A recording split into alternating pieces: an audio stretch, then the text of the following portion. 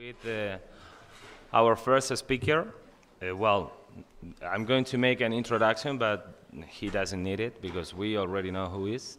But I will be formally, properly with the presentation. Roy Baumeister is one of the most prolific and influential psychologists. He has published, when I saw the number of publications, I thought, oh, well, my CV is so small in comparison, but it's more than 700 publications in the field, with more than 200, it's almost 250,000 of citations. So you can have an idea of how influential Roy is. He received the William James Fellow Award in recognition of the lifetime achievements. He's currently president-elect of the International Positive Psychology Association, and he is linked to several universities in Australia, US, and Germany. His work has appeared in the general media like New York Times, Time Magazine, The Economist, and several others. And today, he's going to talk about replication confidence crisis. So welcome, Roy, and thanks for coming. Thank you, Alfredo. And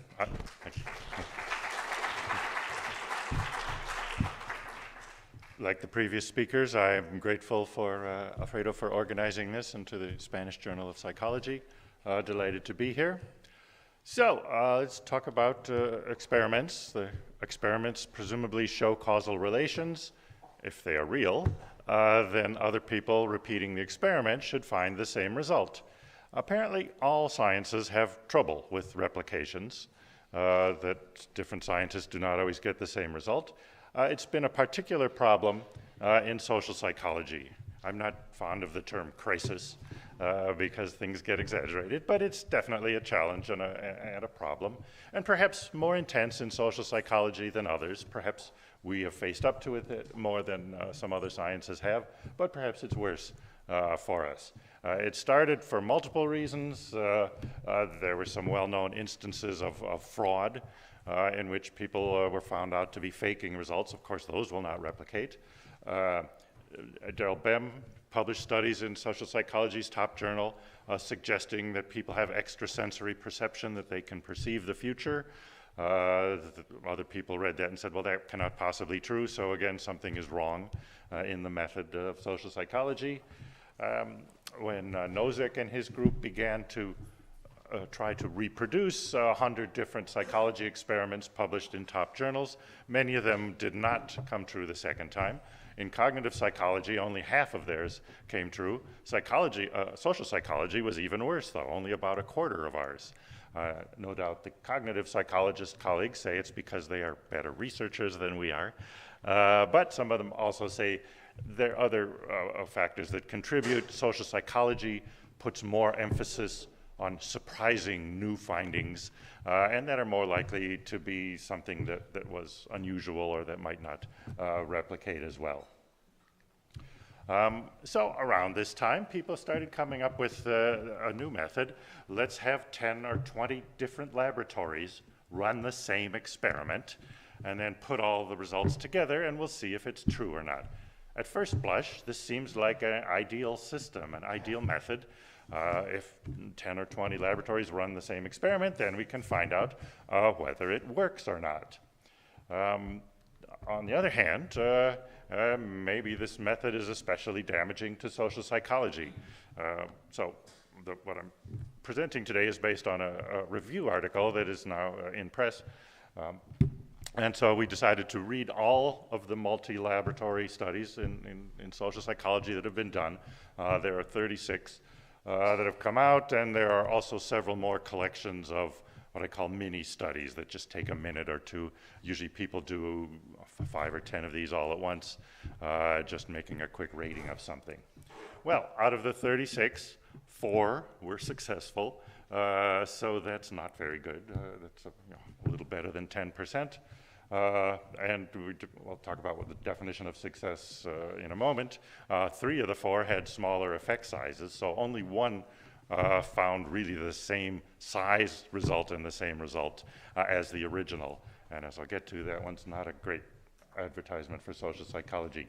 There are 4 or 5 others that, well, they analyze the data different ways, and this way it worked and that way it didn't work, and so on.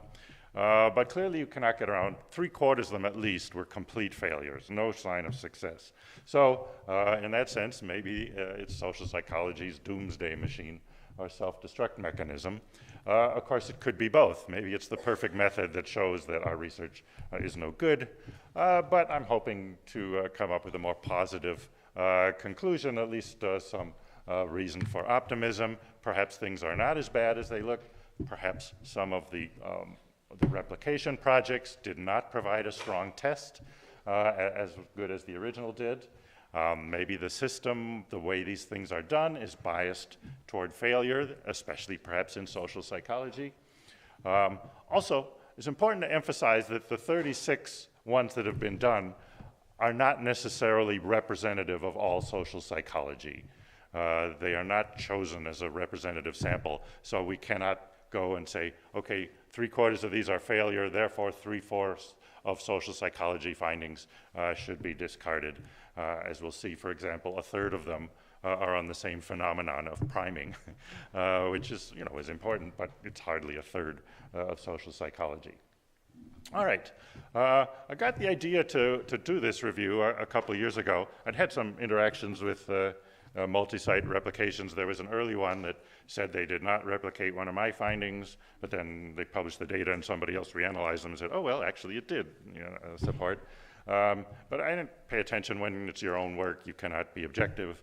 Really, what struck me was a couple years ago at a conference, they said that a replication of terror management, that making people think about death makes them defend their worldview more, that had completely failed. Now here, I have no bias. In fact, I do not even like terror management theory. I've been arguing with those guys for 30 years. But my own lab has replicated that finding at least a dozen times in several publications, and dozens, if not hundreds, of other people or other studies have likewise found that. So there's clearly something real there, and that made me think, well, why did this giant multi-laboratory replication find nothing when it's really a true phenomenon? So that's what we said. Let's set out and read them all with an open mind and try to find out maybe what goes wrong. And we want to be respectful to both sides. In the debate about replication, there are people saying, well, your data are fake and you are fraud. And we want to be respectful. I think there's a little bit of fraud in science, but not very much.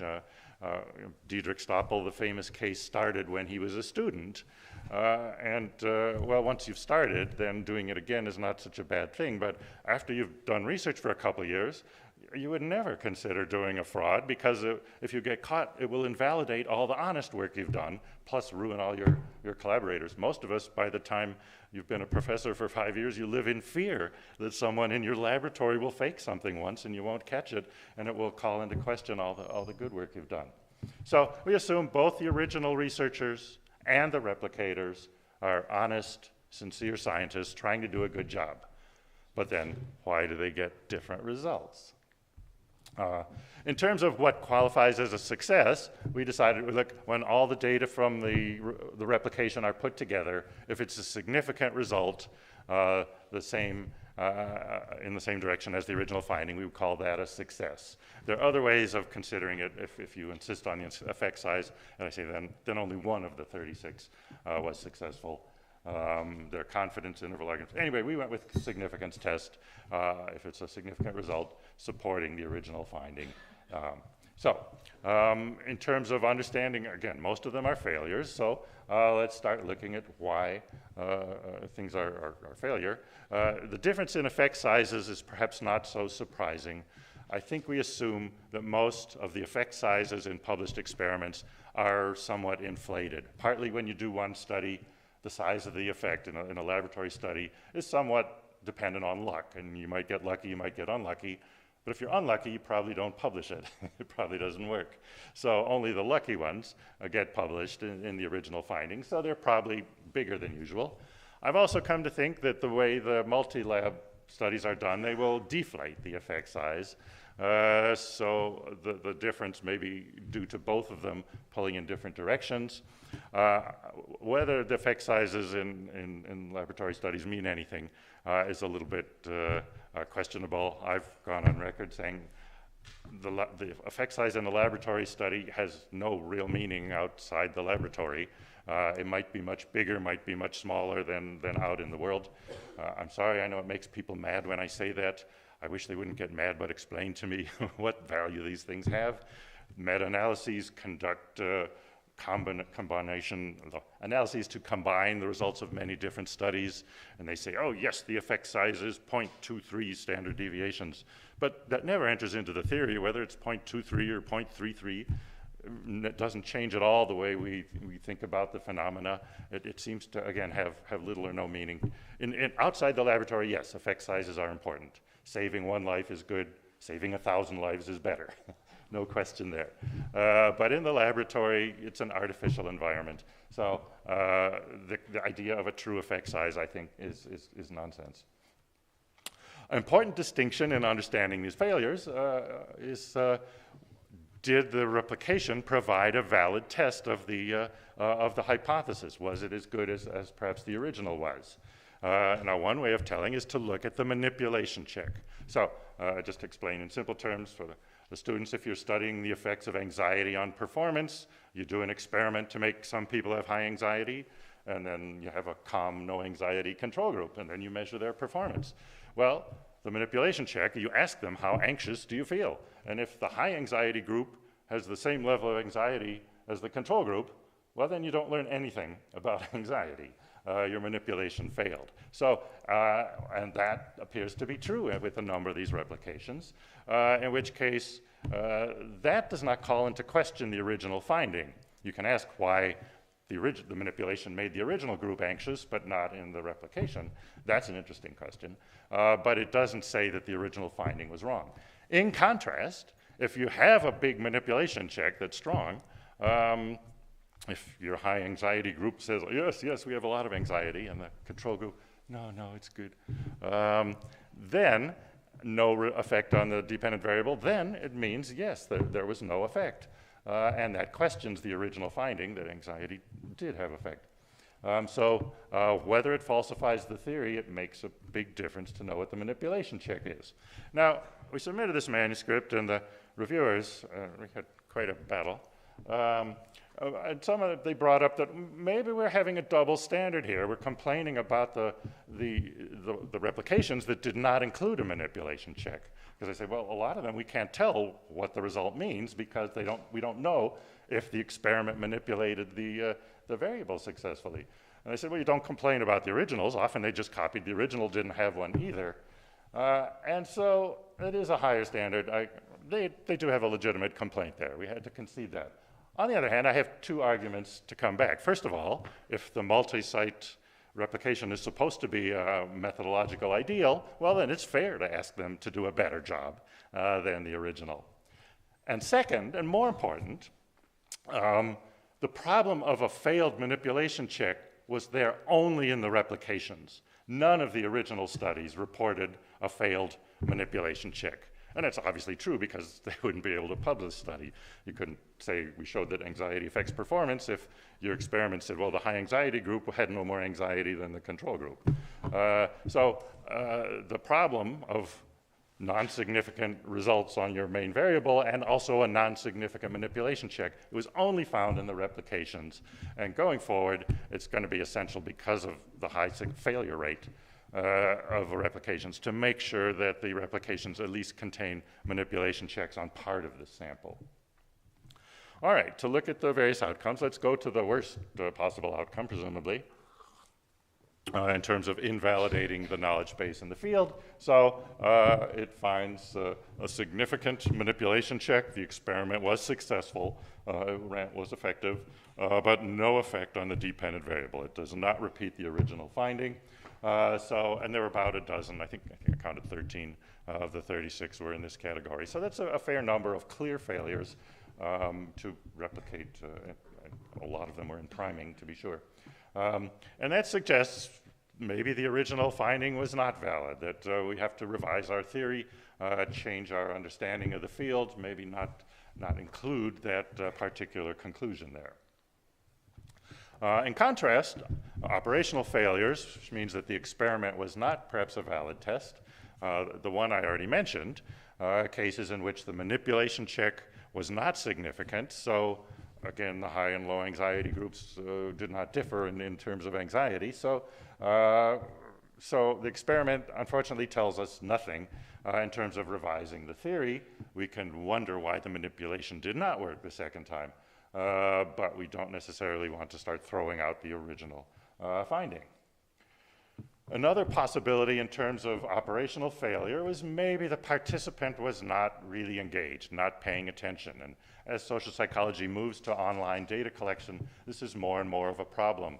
I think with teaching, many of us learned the last few years that you give the same lectures into Zoom, but it's harder for the students to stay focused than when they're all together in a big room, and it's the same with online conferences and things.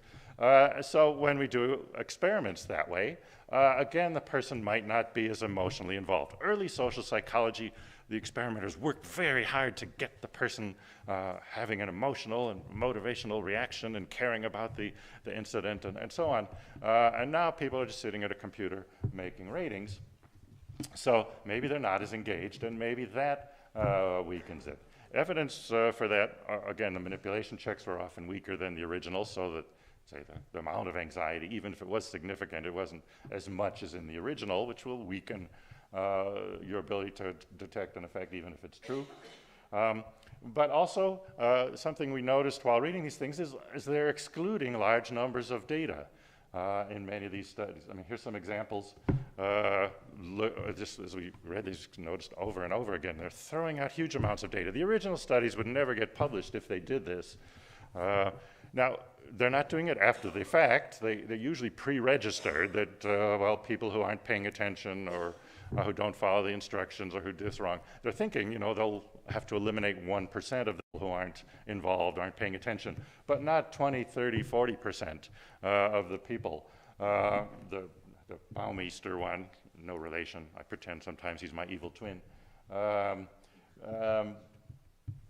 Excluded 2/3 of the subjects in one condition and only 7% in another, which completely invalidates the experiment because then you're sampling different kinds of people. So this came up, and this is not all of them either, but these are just a few of the more obvious examples. So that made me wonder, throwing out that much data, is it perhaps a sign, again, that people are not paying attention or are not emotionally involved, they're not caring, they're just filling it out randomly to get it done.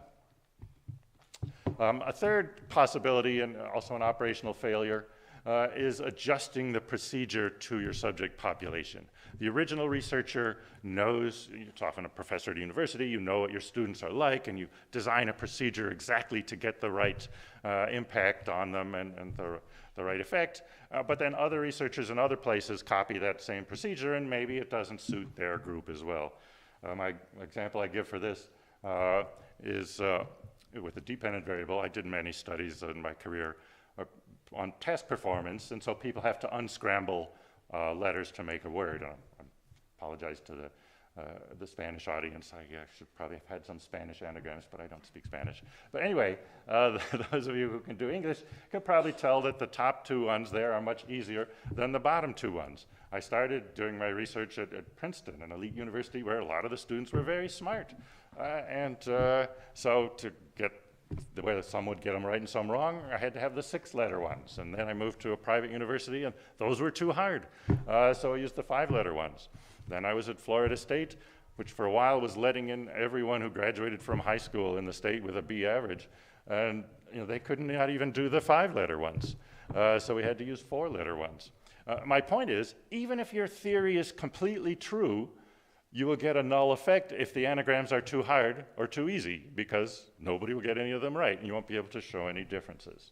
So tailoring the procedure to the sample, they're the solutions, by the way, tailoring the procedure to the sample is possibly a reason that the things don't work as well, because the replicators try to copy things as exactly as possible. There was some, when we went through these, several of the projects did try to adjust and tailor the procedures. A number of cases that worked better, a number was no difference. It's a slightly better success rate than overall. So this may be part of the problem. It's not the main explanation or a big thing, but there's some evidence for that going on too. All right, I've been talking about the failures. Let me briefly comment on the successes. As I said, there were 4 successes. How am I doing on time? The first one, the clearest, the biggest success, again, it's not a good representative. It didn't even call itself social psychology. It's published in the Journal of Applied Cognitive Psychology, and it described it as applied cognitive, but it had a live interaction. It had eyewitnesses seeing a film of the same incident and then talking about it before they testified in a laboratory setting. And what the researchers could show was that details that only one of them saw would show up in what the other said they saw. So they influence each other. Anyway, that replicates even with the same effect size, but that was the only one. There's an ego depletion one that was fully successful, excluded some people, was significant with the complete sample, and got even stronger if they excluded some people who were maybe not paying attention. There's one on the Richard's elaboration likelihood model, interaction between the trait need for cognition and information quality on persuasion. People process the arguments differently. So that was a significant one. And then the last one was a very weird, it was very heavily overinterpreted, but the effect, as far as I can tell, is just that when you expect someone to speak, you all turn and look at that person. All right, that replicates. But that was it. In terms of commenting on these 4, they were all fairly cognitive. I mean, ego depletion is not inherently a cognitive process, but the Dang used measures that were fairly cognitive. So they were there. Elaboration likelihood, obviously, that too, and the applied cognitive was pretty cognitive. Some of these had followed previous studies that had multi-site things that had not worked as well, suggesting people can get better at this. Anyway, it's a limited amount of success, but that's one thing to consider is going more cognitive in our methods and measures. So what do we learn from all this? First, again, the effect size is pretty reliably smaller. I did a couple of years ago publish my much reviled argument that effect sizes in laboratory studies have no relevant meaning. I said the one thing I could think of they're good for is to communicate to other researchers, to tell them how big a sample they need if they want to do research on the same thing. But it's not even good for that because we see the multi-site replications get smaller effects anyway, so you can't base your sample size on what the original file found. My sense is that this is not a huge deal. The lab studies are not really meaningful anyway. Nevertheless, they are certainly smaller, consistent with lower engagement or weaker non-tailored manipulations. Now, there was a funny episode. This was a huge job, reading all these things. I wrote up these detailed summaries of all the replications. We analyzed them, sent it around to people. Usually, when you ask for comments, your colleagues say, oh, it's pretty good. Maybe page 20, I would change this one sentence or something. But they wrote back pages of things. They were all involved. And so I tried to listen and read that. Anyway, finally finished it, submitted it. And I was, phew, glad that's done. But that night, I'm thinking, oh, there's one more thing maybe I should have looked at. That social psychology used to emphasize the live social interaction, and we didn't look how many of the replications were just people sitting at computers making ratings. So the next day, the paper's already off to the journal, but I went back and looked up all 36 and coded them again as to whether they had live social interaction or not. And there's an intermediate category of computer-mediated or computer-simulated interaction. Most of them had no social interaction other than the experimenter said, go sit down here and follow the instructions on the computer. But a few of them did. And so when we tallied these up, it correlated 0.74 with the success of replication. So the ones with live social interaction, there were a small minority of them, but they worked much better than the others. Probably, again, I think it's a sign of involvement, that when you're dealing with another human being, you react emotionally and motivationally and so on. When you're just rating in a computer, it doesn't engage you so much. So there's some cost to taking the social out of social psychology, at least in terms of replicability. We did write the editor and say, wait, can we start over? And he let us replace the manuscript with this new information. But to us, it was a bombshell that most of social psychology has done in these replications does not include any kind of human interaction. But when it does, it works much better. So we have two promising directions then. One is to go more cognitive, the other is to go more social. The third is the mini studies. Some of them worked a little better. They were like the false consensus. People overestimate how many people would agree with their opinion on politics or what they like to eat or whatever. There are a couple of the moral judgment ones. Here's one. People think a man who accidentally hurts a baby should be blamed more than a baby who accidentally hurts a grown man. All right, no surprise. That replicates very well. Anyway, you can do that in a minute. But it doesn't require much engagement to do that. You don't have to care. You don't have to be thinking about it. Yeah, of course, you blame the man who knocks over something and hurts the baby. You don't blame the baby. So if we focus on studying things people don't really care about much, maybe things will replicate better too, although I think there's some cost in taking that approach. All right, in terms of the impact on the field, well, here you wanted to consider several of the big, we call them the big four findings that have been involved in these multi-site replications. These are all things with well over 100 published significant findings in support of them in the literature. As someone who spends a lot of my career reviewing literatures and reading it, something that's been found 100 times, I'm inclined to believe it's true, even if some other things don't. As I told you, the mortality salience finding, thinking about death makes you defend your culture. I believe that effect. I don't agree with the broader implications about death is the main motivation in life. But I believe that finding, and yet this multi-site thing found no sign of it. But maybe it's the engagement aspect. I mean, tell people think a little bit about your death, and maybe doesn't get them as involved as a live experimenter says, come on, imagine what it's like when you die and they bury you and the worms start eating your body and all. It could be a lesser engagement factor there. Ego depletion, this was mine. This was not what I was expecting, but halfway through it, I was sort of pleasantly surprised to realize, given that there are only 4, and ego depletion is one of them. This is a strong case. Ego depletion is possibly the best replicated finding in social psychology.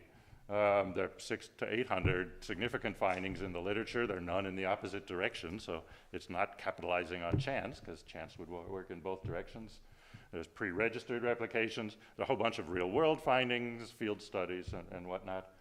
In the multi-site replications, there's the one clear success by Dang. There are 2 others, which, one is significant with the full sample, not after you deleted a third of the data. And another one, as I said, the early one, which looked like an operational failure. The manipulation didn't work. When somebody else analyzed and say, well, when the manipulation did work at all, then it supported the hypothesis. Anyway, not a big deal. But many people think, based on that ego depletion is not a real effect. Again, this is damaging our ability to build theory in the field. How people regulate themselves, how they control themselves is one of the central human adaptations. We need to get that theory right. Assuming ego depletion is part of it, if we throw that out, we're not going to be able to arrive at a correct understanding of that. The same with persuasion. There was one much ballyhooed failure, although it was mainly an operational failure, didn't really work. And then the success. Which I think the success is much more persuasive. This has always personally been one of my favorite theories, and I'm not just saying this because Richard's here, but I've told him this when I started my career. I was reading all the persuasion and attitude literature because my undergraduate advisor was into that, and I just saw the contradictory findings, and it kind of, this is just a mess. Is that how research goes? We study something a lot until it's a hopeless jumble. And then 10 years later, these guys came along and kind of sorted everything out and said, well, there are a couple different causal processes, and so these results fit. So it restored my faith as a young man in social psychology. Anyway, again, we need to have that in there and not have that question. Priming is probably the most important case because, as I said, a third of the studies and a bunch of the mini-studies were all about priming. None of them worked. There was one mini-study that sort of, well, reported significant, but it looks seriously confounded to me. So basically, priming does not work at all in the multi-site things, and yet it's something for which there are hundreds of published findings in the literature. There's a meta-analysis several years ago concluding it was real. There's another meta-analysis in press now supporting priming. So there's lots of evidence that it exists, but it sure does not happen in the multi-laboratory environment. So to me, that looks like one of the main battlegrounds going forward for the question of how much stock do we put in the multi-site replications versus the original findings. I mean, here's something where over and over again, or at least many times, it's been found in the original research in many different contexts and laboratories, and yet different multi-site things, some with thousands of subjects, have failed to find any support for it. And there is at least one thing to point out here. The engagement issue might be there too. The meta-analysis published 5 years ago on priming said it has to access some motivation. We think of priming as a cognitive effect, that you plant an idea in someone's mind and then the idea goes forward, but it has to connect with something the person cares about. It has to resonate with the motivation. And if people aren't caring, well, then that won't work. And the meta-analysis found a strong interaction there. Again, maybe getting people in the multi-laboratory setting more involved, caring more deeply about the experiment would produce stronger results. But in any case, that was the biggest puzzle to me coming out of this, is why does priming never work in this setting? Here are some of the very different kinds of priming studies. These are the true failures. They're also the ambiguous failures where they did not have a manipulation check, so we don't know. But these showed that the manipulation check did work, and yet no effect on the dependent variable.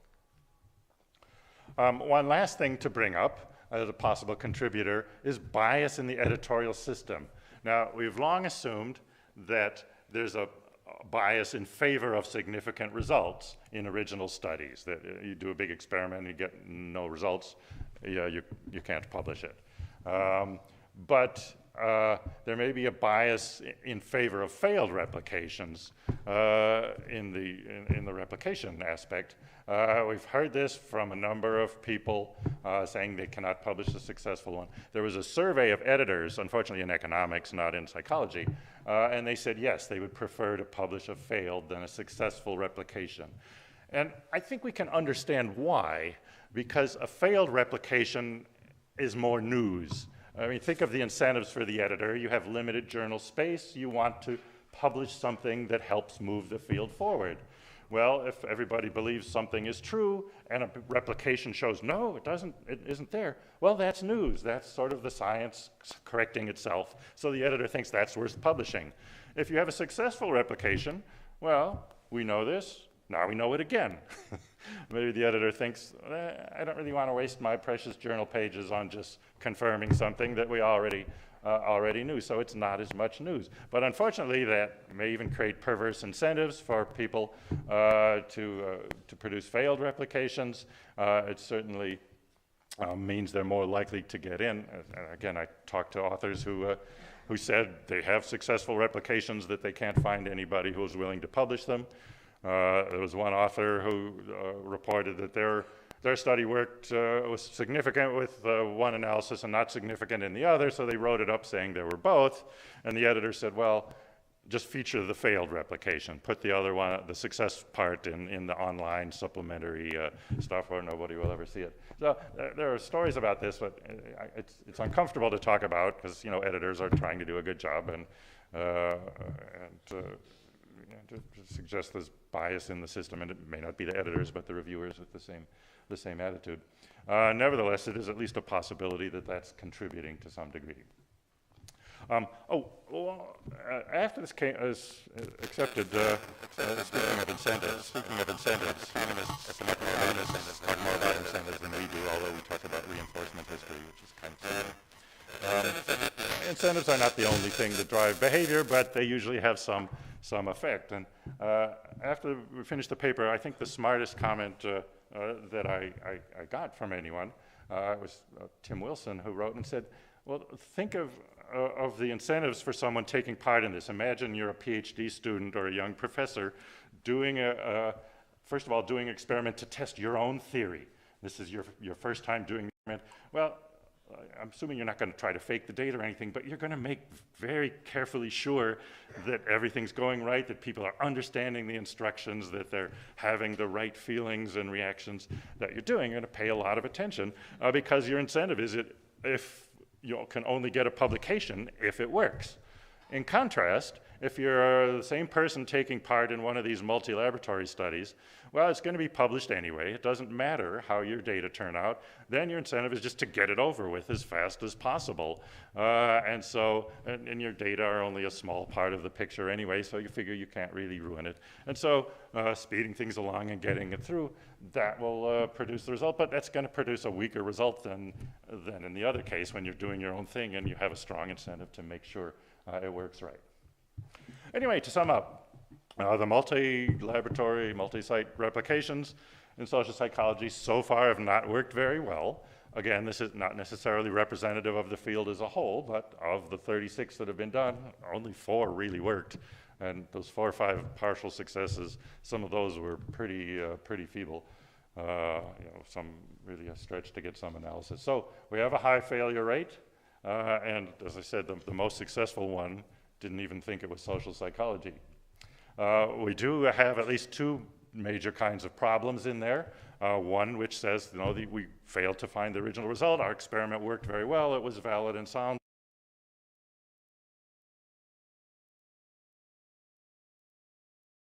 And the manipulation check didn't didn't show that the experiment provided a test. So we don't learn as much from that. The question is, why did the manipulation not work as well here as it worked in the original?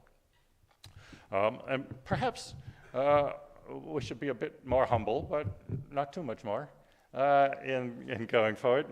The point of what does the social psychology experiment really show? Maybe it shows sometimes this happens. It's not a law of nature that will occur all times. Physics has laws like gravity and electromagnetism. Those are always true everywhere. But maybe with social psychology we don't have things like that, and showing that sometimes this happens, maybe only in the weird modern democracy, or maybe only under certain conditions, but maybe that's good enough. Historians don't think they're going to get the law of history that explains everything in the past and predicts everything in the future. They look at what actually happened one time and try to explain it. Maybe it should be enough for us to be content with sometimes this happens. That is an important advance in contribution. It also, again, shows the uselessness of effect sizes, because sometimes this happens, might be a big impact on people's lives, whereas other times there might be nothing. To add those up and get a small effect size is kind of misleading. So, in terms of how to move forward from this, one thing, social psychology should maybe do some multi-site replications on some other things that are more promising. I think of the frustration, aggression, or being provoked. When people are more aggressive when someone makes them angry than when they're not. Okay, not a big surprise, but that ought to replicate better. Self-serving attributions, where people take credit for success but deny the blame for failure. This has been replicated many times. It's not been done in a multi-site. Maybe we should put that through a multi-site thing. And maybe also adopt the idea that we're not trying to prove laws that are true every time. Sometimes this happens. Might be a perfectly valid way to contribute to knowledge. So, to conclude, to return to my title, is social psychology a methodological ideal or self-destruct mechanism? Well, it's neither at the full extreme. It's clearly not an ideal. It is another tool that we can add, and when it works, perhaps gives us valid and useful information, but it's not the perfect method by any means, and it can be improved as well. And the same thing, it's not going to destroy the field. It's certainly done some damage to our credibility, to our use of our knowledge base, but it's probably not a total disaster either. So, moving forward, I think we should continue to use this method, but perhaps understand its shortcomings and try to improve how we do it. Thank you.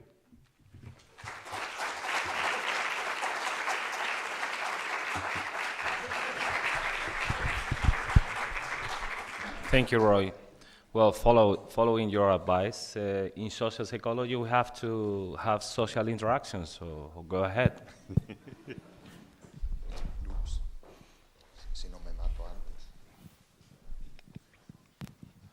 Yeah, this is a very interesting talk on a very important topic, and I was wondering about some other line of reasoning and what you think of it. I think that the publication bias is probably as important than any other thing, and the publication bias is that people don't publish non-significant findings, let's say before 2013, when the crisis or the problem started. When I look at, and so the publication bias may be much more severe for methodologies that are very easy and not to do, and also not very time consuming. And I think that priming is actually a perfect example of that, because you can do, I do not know how many studies on priming and so people may do some cherry picking before 2013. It's not pre-registered, and especially with priming, but it's just one example. Those procedures are so quick, and you can do so many studies in a year or in a month or in a week that, and then when you're selective, then there's an immense publication bias for a field, and that really is influenced by how quickly you can do research, basically. Yes, there's certainly been a change in the speed of research, this shift. Okay. The idea that you can do lots of studies very fast with these online data collection methods, and then discard the ones that don't work, that's troubling, and it's certainly much more troubling now than it was 50 years ago, when they created small sample studies and tried to have an intense experience for each person.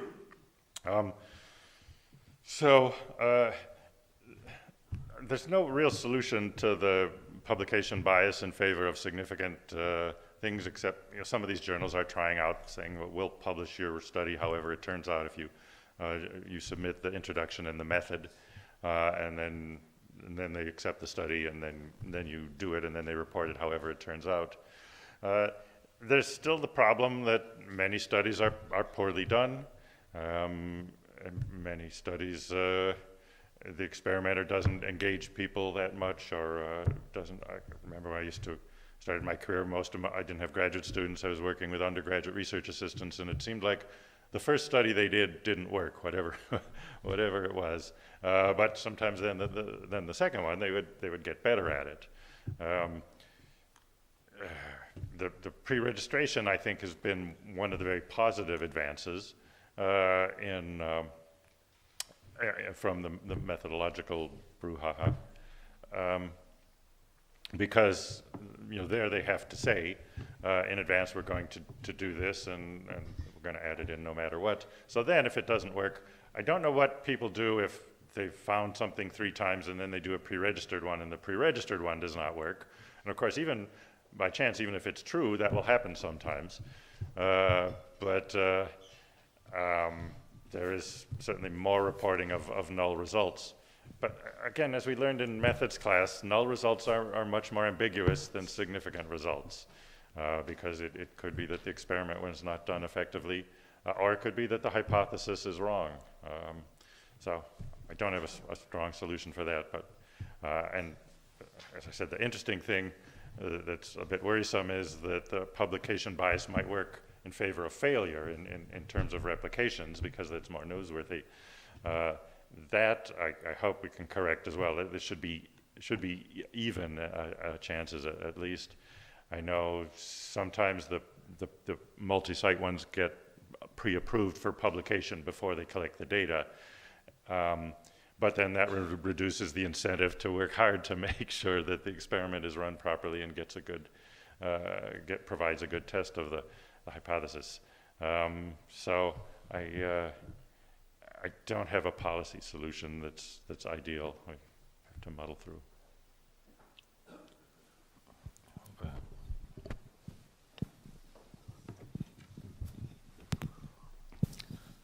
Hi, Roy. Thank you so much for your talk on this very controversial topic.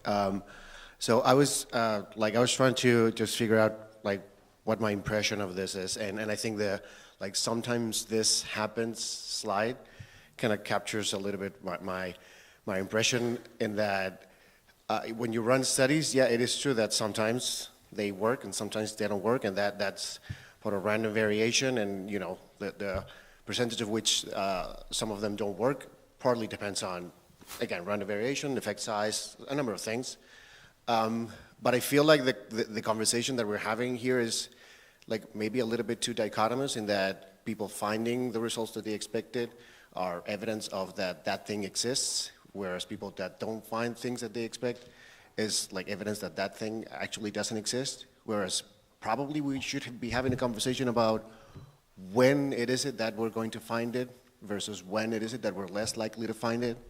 And I feel like these replication efforts are a conversation about whether it exists or not, whereas it should be about when does it Yes, exist. that's a great point, and it's one of the potential powers of the multi-laboratory system, is everyone could do a slightly different version of it. I forget, someone was proposing recently that if you're having 15 different laboratories do the same experiment, have each one pick what they think a moderator would be, and run additional condition where you could get rid of the effect or intensify the effect. And then they could combine those and see what works. They'd have the overall test of the basic idea, but everybody could sort of pick their own pet hypothesis. That seems to me really promising. I mean, ultimately, if it's sometimes this happens, well, then the next scientific question is, sometimes this happens, but then when? And show what are some of the factors that determine it. And some of them are obvious, like the example of temperature. Does everything interact with temperature? Well, when the temperature is above about 50 or 60 degrees, most social behavior ceases. In fact, most life ceases, human life. So all our effects don't work anymore.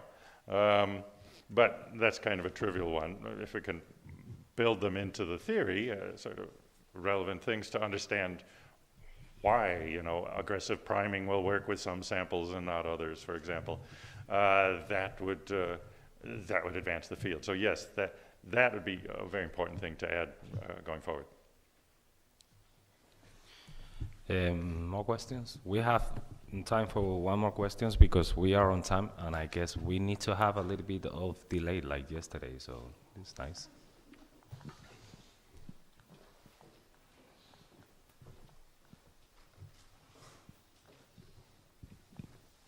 All right, Roth. So other fields such as medicine research or even clinical research and economics, I guess they have faced similar questions about methodological rigor and or failed replication. So my question is, what does this mean for science in general? How is it moving forward despite this problem? And what is the silver lining, if any, of this problem?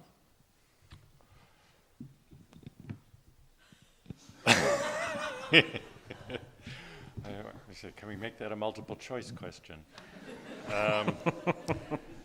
It's certainly true in every field. The replication crisis started with Ioannidis's paper saying most of the medical research is wrong. My impression, and I've not looked closely, but that medical research is often less rigorous than most, say, social science research. Partly it's done by people who have no research training in many cases, and there's more flexibility. Nevertheless, I'm told replication problems are there in physics, which is an extremely rigorous field, but even there, some people do not find the same results that their other colleagues. So, yes, it is a challenge for all of science. I think we need to look at ways of moving forward through it. What was I going to say? With many of these, so it either doesn't replicate or it replicates. So when it does work, it generally works in the same direction. So that's less of a problem than if 5 different experiments that sometimes the high anxiety group does better, sometimes the low anxiety group does better. Well, then you don't know what to think. But if every result is either that there's no effect of anxiety or anxiety makes you do worse, then we've at least moved forward that when anxiety does matter, it has a negative effect on performance. So some of the social psychology things, we can see progress there, even if the replication success is erratic. And my sense is there are a lot fewer findings in the opposite direction than there are null findings in terms of replications that do not work. There were a few, I must say, that were significant in the opposite direction from the original. I'm reminded there was one on trigger warnings. I don't know if you have those in Europe, but American students are apparently feeling quite delicate, and so they want to be warned if the lecture might contain any material or words that could possibly be upsetting to them. So they did a big study of trigger warnings and found that, well, they didn't, I forget, there was one find, they made people more anxious, not less anxious. And then they did a multi-site replication, and they didn't make people more anxious, but they didn't have any effect on that, but they made people think everyone else was more vulnerable. So I said, well, the original replication, they got different results. We're not very far along. They contradict each other. But they pointed out, in no case did trigger warnings work as they're supposed to. They never reduced anxiety. That's the ostensible purpose. So even when the results are different, sometimes you can rule out some ideas and some conclusions. And so that counts as scientific progress. And what was the last part of your question? Silver lining. Well, as I said, I think when they do work, I think that's a good sign. There are a lot of things have replicated. I mentioned the big 4, even starting with the terror management theory, which again is not my favorite, but the finding has been found quite a few times. So there are successful replications, and maybe we should celebrate those a bit more. I don't know. I mean, people talk about it as a crisis. A crisis doesn't usually bring that much of a silver lining. Maybe make people more cautious in how we do research. Now, there's a good question as to is the cure worse than the disease, as we say, that the way we adjust how we do research to use giant samples and so on, it's clearly changing the way social psychology operates, and not necessarily for the better. We're sort of losing the intense personal involving experience that really made social psychology famous in the first place. We think of the Milgram obedience studies or the bystander intervention in emergency studies and so on. Those captured people's imagination. They couldn't be done or published today because of the small samples. So that's unfortunate. Many people think, well, at least going forward, what we do find will be more methodologically rigorous. I guess this is not really much of a silver lining, since I'm emphasizing more the negative things. But Klaus Fiedler, who actually was the editor on this, he's pointed out that as we take more and more steps to reduce false positive findings, these will also increase the likelihood of false negatives. For some people, they say that instead of the 5% p less than 0.05, it should be less than 0.01. That would improve replicability. But again, with small samples and erratic measures, then there'll be more false negatives. And he says false negatives might do more damage to the field, especially if we publicize them. And someone says, well, I tried to find this and we didn't get it. And then other people won't bother. And maybe it would be true. Maybe the first study just was unlucky or was not done properly. So there's that to concern too. I guess best silver lining, it is making us reflect on the quality of our scientific work and on ways to make it better. Okay, thank you very much, Roy. Okay, thanks.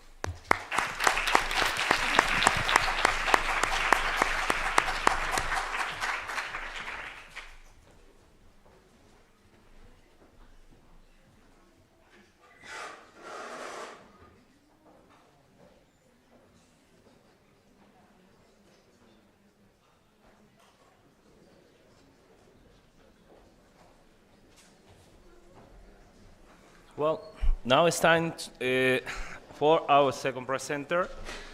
Verónica Benet Martinez is the name for me to pronounce.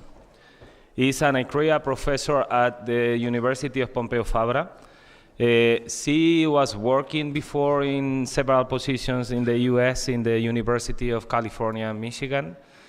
And her research is focused on acculturation, multiculturalism, the influence of culture on self-concept, and cross-cultural research methods. She is leading several projects funded by several sources of organisms, private, public, different institutions. Right now, she's leading a Horizon 2020 project, and she published several papers as well. So. And she received the Ursula Yelling Global Psychology Award from the American Psychological Association, and she's also the president of the European Association of Personality Psychology. So we are lucky to have her today talking about the consequences of acculturative and identity processes when individuals identify with more than one culture. Thank you, Veronica. Thank you. Buenos dias, good morning. You hear me okay? Yeah. Thank you, Alfredo, and thank you, Mirko, for organizing this wonderful meeting. It takes a lot of work and effort to do this, so thank you so much. It's an honor. It's really my great pleasure to be speaking here today. A little bit like Angel, I have a little bit of a imposter's effect, syndrome, because I was thinking if in grad school someone told me I would be giving a talk right after Rabbi Master, I'd be like, yeah, you're dreaming. I guess I made it. Interestingly, I will be talking about priming, so there's more connections between his presentation and mine than I thought there would be. Today I want to take you on a walk through the research my collaborators and I have been doing for the last, I would say, 2 decades on the issue of how people who've been socialized into multiple cultures, the psychology of those experiences. And some of you might be thinking that this is only relevant to the lives of immigrants and their children, but I hope to convince you it's relevant to all of us. And I hope to convince you, and I know you are all multicultural to different degrees. Here's the...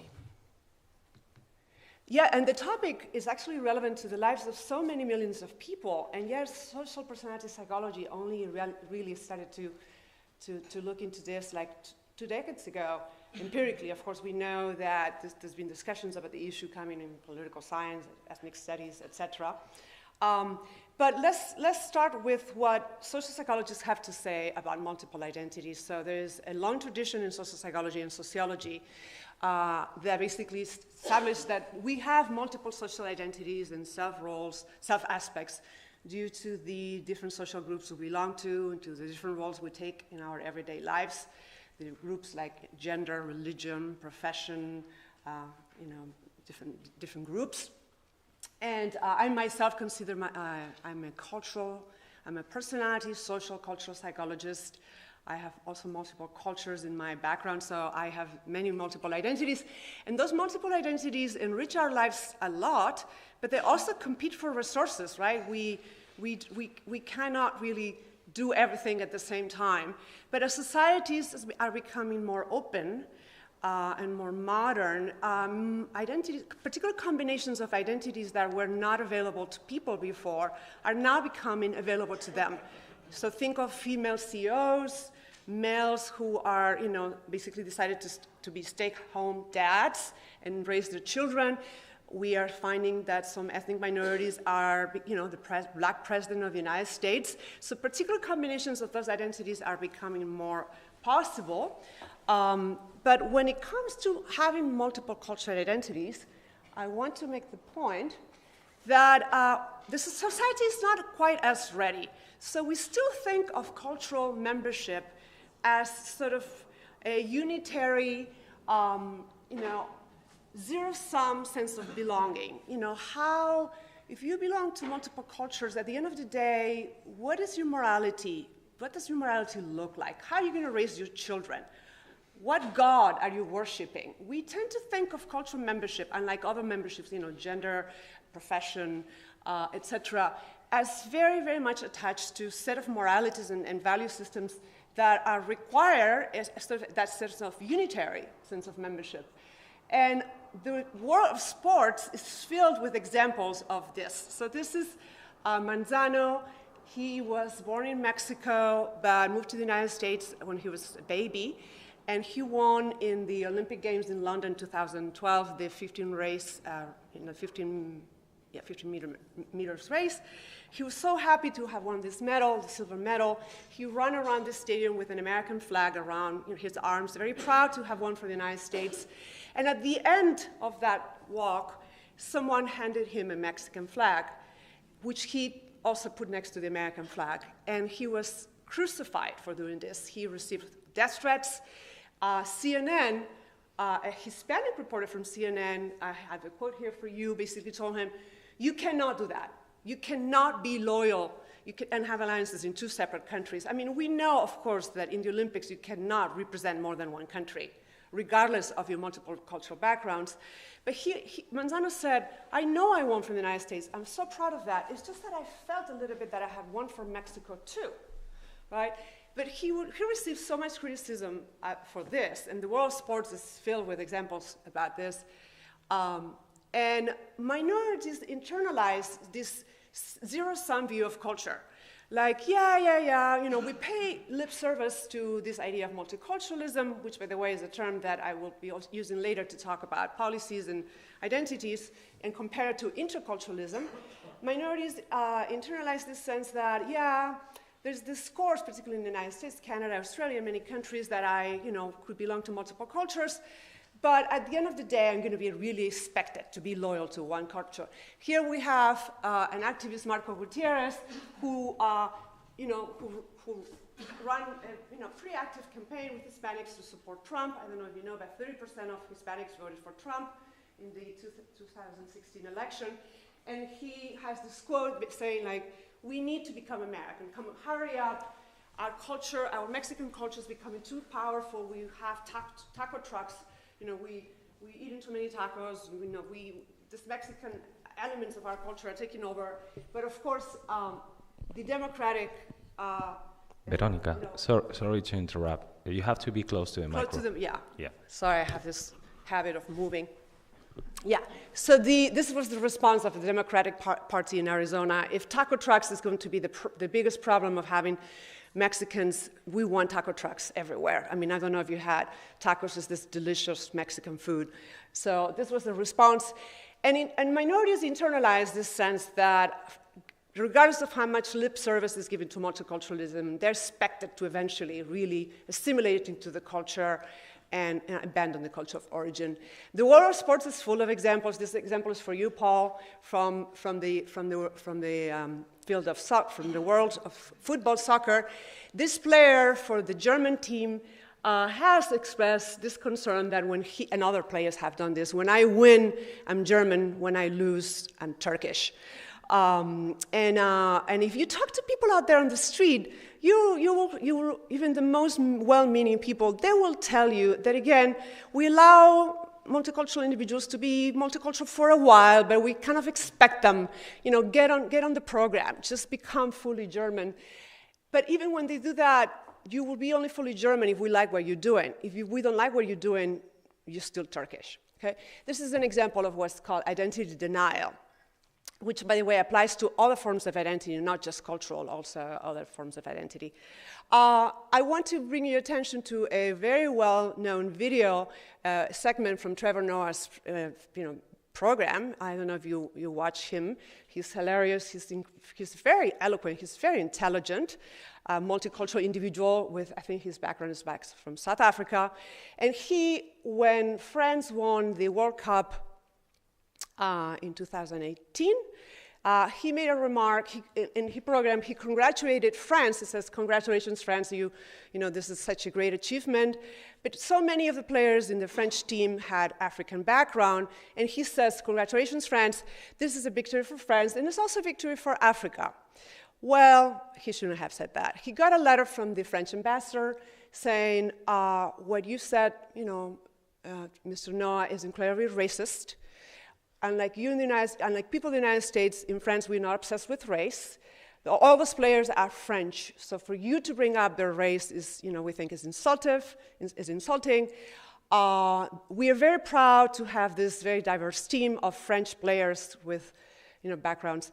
And Trevor Noah shouldn't have done this, but read the letter from the ambassador, imitating French accent in the program. It's very funny. I'm not sure how I feel about the fact that he faked the French accent, but it is he's not making fun of the ambassador. He's actually addressing this issue in what I thought was very eloquent ways, almost like he had read social psychological papers on identity denial. And he talks about how he has said they're French and they're African. He didn't say they're only African. He says they're French. And anyway, so I bring your attention to this segment because it's a very good example of the discussion in the world of politics. And again, Noah says, and the fact that they are African doesn't speak of the great efforts that France has gone to bring African people into the team. It speaks of a history of colonization. This is why they have African backgrounds, not because they're like, oh, let's go to Africans and bring some players. It's because there's a history of colonization. So he brings up a little bit of this, a little bit of a hypocrisy about that statement. But moving on. Computer is there, right? So I need to point in that direction? Okay. Who is multicultural? So all of you are multicultural to different degrees. It's not an all or nothing dichotomous definition. We use a very socio-cognitive definition of multiculturalism, basically an individual who has been exposed and internalized to sets of cultural meaning systems. Meaning systems, cognition, schemas, set of values, to some extent also competencies like language and knowledge, and even memories, and implicit, memories. So this not only applies to immigrants and their children, but applies to people in cross-cultural relationships. Those of you who have been or are currently in a cross-cultural relationship, you've internalized knowledge and schemas and values from that other culture for sure. Otherwise, you ask your partner to assimilate into your culture, which typically partners don't want to do. They're like, no, you also, please learn my language if you want to. Children adopted from other cultures, international students, diplomats, expats, professors, we academics, are now becoming very multicultural. So I hope to convince you that we are all multicultural to different degrees, in the same way that many of you speak many different languages to different degrees of ability. You have internalized elements from different cultures to different degrees. Okay, so I encourage you to think about this, how many of you, are multicultural and to what degree. These are the three questions that have guided our research. The first one has to do with what we call the multicultural mind, how multicultural individuals apply those different knowledge systems in different situations, how do they manage them, how they navigate between those cultural meaning systems. The second line of research relates more to my background in personality psychology, and it has to do with individual differences, has to do more with identity. So if you're one of those individuals, how do you integrate all those different experiences into a coherent and hopefully well-integrated, healthy self-concept versus one that is kind of fragmented or perhaps, experience internal conflict? And the third line of research has to do more with sort of broadly speaking consequences for the individual and the group and for society. I hope to have time to talk a little bit about each of these. I promised myself I will not talk more than 35 minutes. So if I don't have time to go over the last one, I will just tell you a little bit of a summary. But basically, before I do that, I wanted to share with you some very interesting, I think, and powerful developments, theoretical developments in the field of social psychology that have allowed us to do this kind of work that we could not have done 20 years ago. And the first one is that we should stop thinking about culture as hardware. This is a paper that I like so much, and I think you will really enjoy it. It's in Annual Review of Psychology, published by Mike Morris and co-authors, and it's really, really interesting, and it quotes so much literature also from anthropology and political science. And basically, the main figure in the paper is this idea that we've been thinking about culture, and the average person on the street thinks about culture as hardware, right? So, using the metaphor from computers, we Americans are like, maybe iOS system, but those in China, they have more a different operating system where their mind is hardwired in a different way, more like, Windows. And then you see these individuals, I'm going to try to use this here. We tend to think as cultural belonging is, again, unitary. So individuals in culture A are have more or less all internalized. We assume that they all have internalized to similar degrees the same sets of values and schemas. And then we have culture B, which has internalized different sets of values and schemas. And we tend to assume in our research, we know that there is cultural heterogeneity within the groups, but we kind of assume, this is very much the cross-cultural psychology. Think about all the papers on individualism, collectivism. We compare Southeast Asians, Americans. When in fact, we should be thinking about culture as a set of apps. So basically, we download we internalize, we acquire in our multicultural experiences tools, ways of doing things, ways of greeting, ways of, different sets of moral values, different ways of doing things and thinking about the world. And individuals do it to different degrees. So people in culture A, download it, if you think about those schemas as apps. Some of them, others not. They're also, of course, acquiring apps, schemas from other cultures. And this is exactly how cultures change. So when we think about, essentially, like when people who are cultural purists, like there's only one way of eating pizza. There's only one. Do not touch my cultural practices. Do not touch Christmas. Do not touch rodeos in Texas. Do not touch bullfights in Spain. Don't touch those things. They are the essence of our culture. We forget that those things they come from another culture. Bullfights come from Crete. Rodeos in Texas come from the Spanish ranch owners and Mexican ranch owners. Whatever we think is the pure element, basic element of a culture really comes from other cultures. And the way it's happened is precisely that way, that we individuals become cultural conduits, cultural vehicles of cultural change. Each of you is changing the cultures you belong to every day by basically, again, acquiring different cultural schemas from different cultures. So we don't think of culture, again, as unitary, and we think it's more fragmented and plural. It's so hard for me to stay in one place. So again, Scratch's view of culture as hardware, culture is more as software, and I think the metaphor of apps. When I teach undergraduates, sometimes I write culture as apps, and I had a few students in the exam who really thought that I meant that cultures were apps. So, yeah, absolutely not. Apps is a metaphor. As much as apps are cultural products, of course they are. And in fact, when I live in the United States, which is typically 2 or 3 months a year, and I live in LA, I have all those apps for, that would tell me about the traffic conditions and different freeways I can take, and all those apps are very active in my iPhone because I'm driving so much in LA.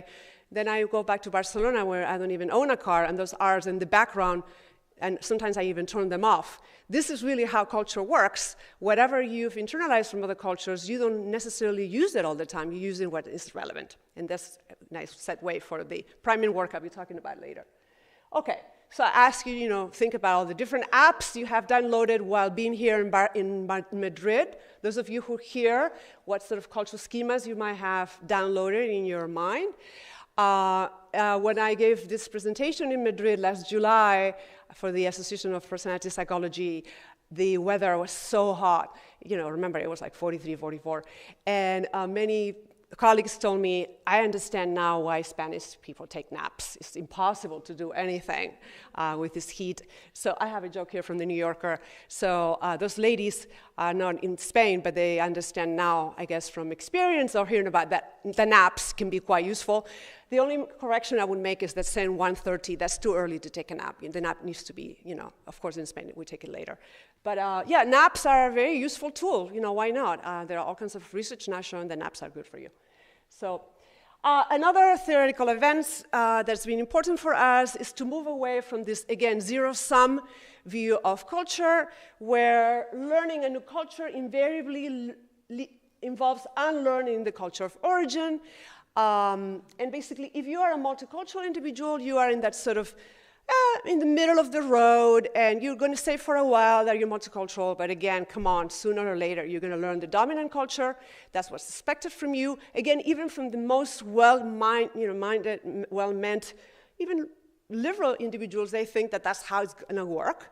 And sociology in the 50s and 60s wrote a bunch of papers about the so-called marginal men, which is basically individuals who are in this cultural limbo, where they are, sooner or later, hopefully, they will, again, decide which culture they're going to learn, and how that was related to sense of, feeling lost, and identity confusion, etc. So that model has not actually replicated in all the I'm going to get to that in a second. All the multicultural, cross-national studies will show that that psychometrically doesn't work. Here's an example. Sorry about that. Here's an example. I made this slide last night. So when you look at political science and how they measure cultural multiple identities, they're still doing it this way. This is a well-known item called the Moreno-Linz item, which is actually used a lot in political science in Spain. And you might have heard about, the controversies with the pro-independence movement in Catalonia. And so there's a lot of interest in this kind of work. This item has been used a lot of research in Scotland too.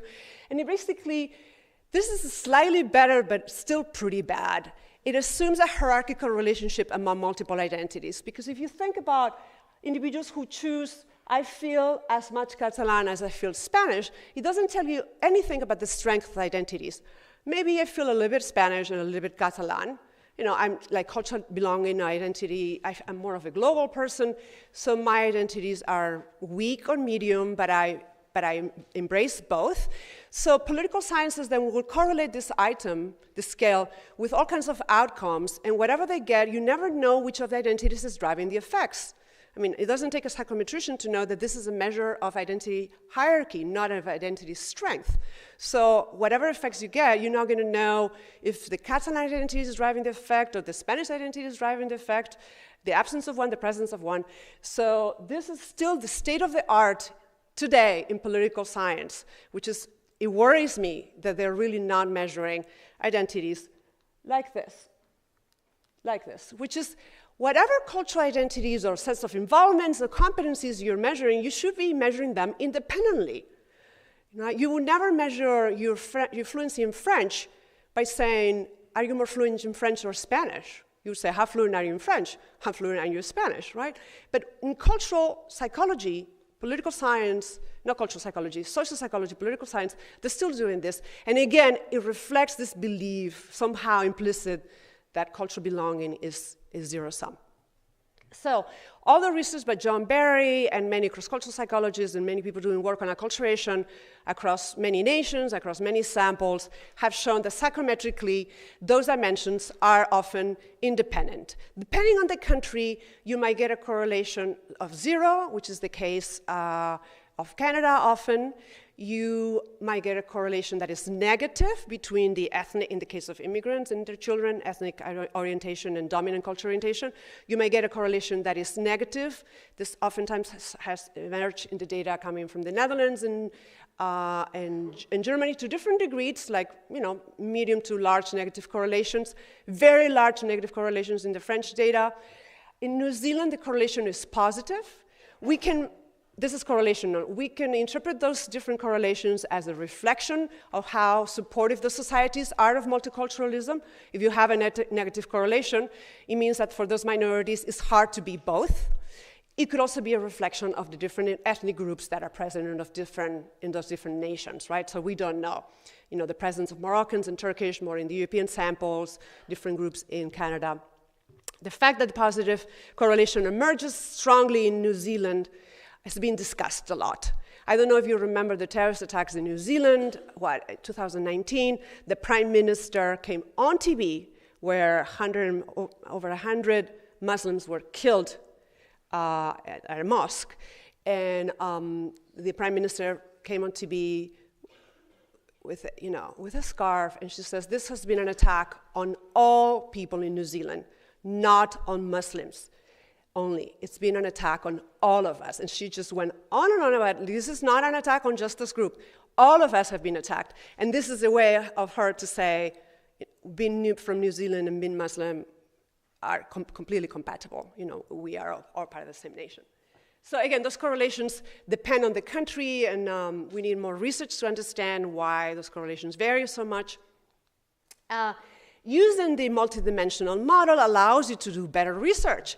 We would never know that orientation towards the dominant culture, orientation meaning, again, sense of attachment, competencies is a multidimensional term, and orientation towards the ethnic culture and keeping still attachment to the ethnic culture, keeping competencies related to the ethnic culture are related to different personality profiles. So in the Canadian case, learning Canadian culture and having orientation towards Canadian culture is related to extroversion and openness to experience, no surprise, and preserving the ethnic culture with conscientiousness. For those of you who do personality research, you know, I think it makes sense, and we can talk about this. You will never see those correlations if you had used the zero-sum model.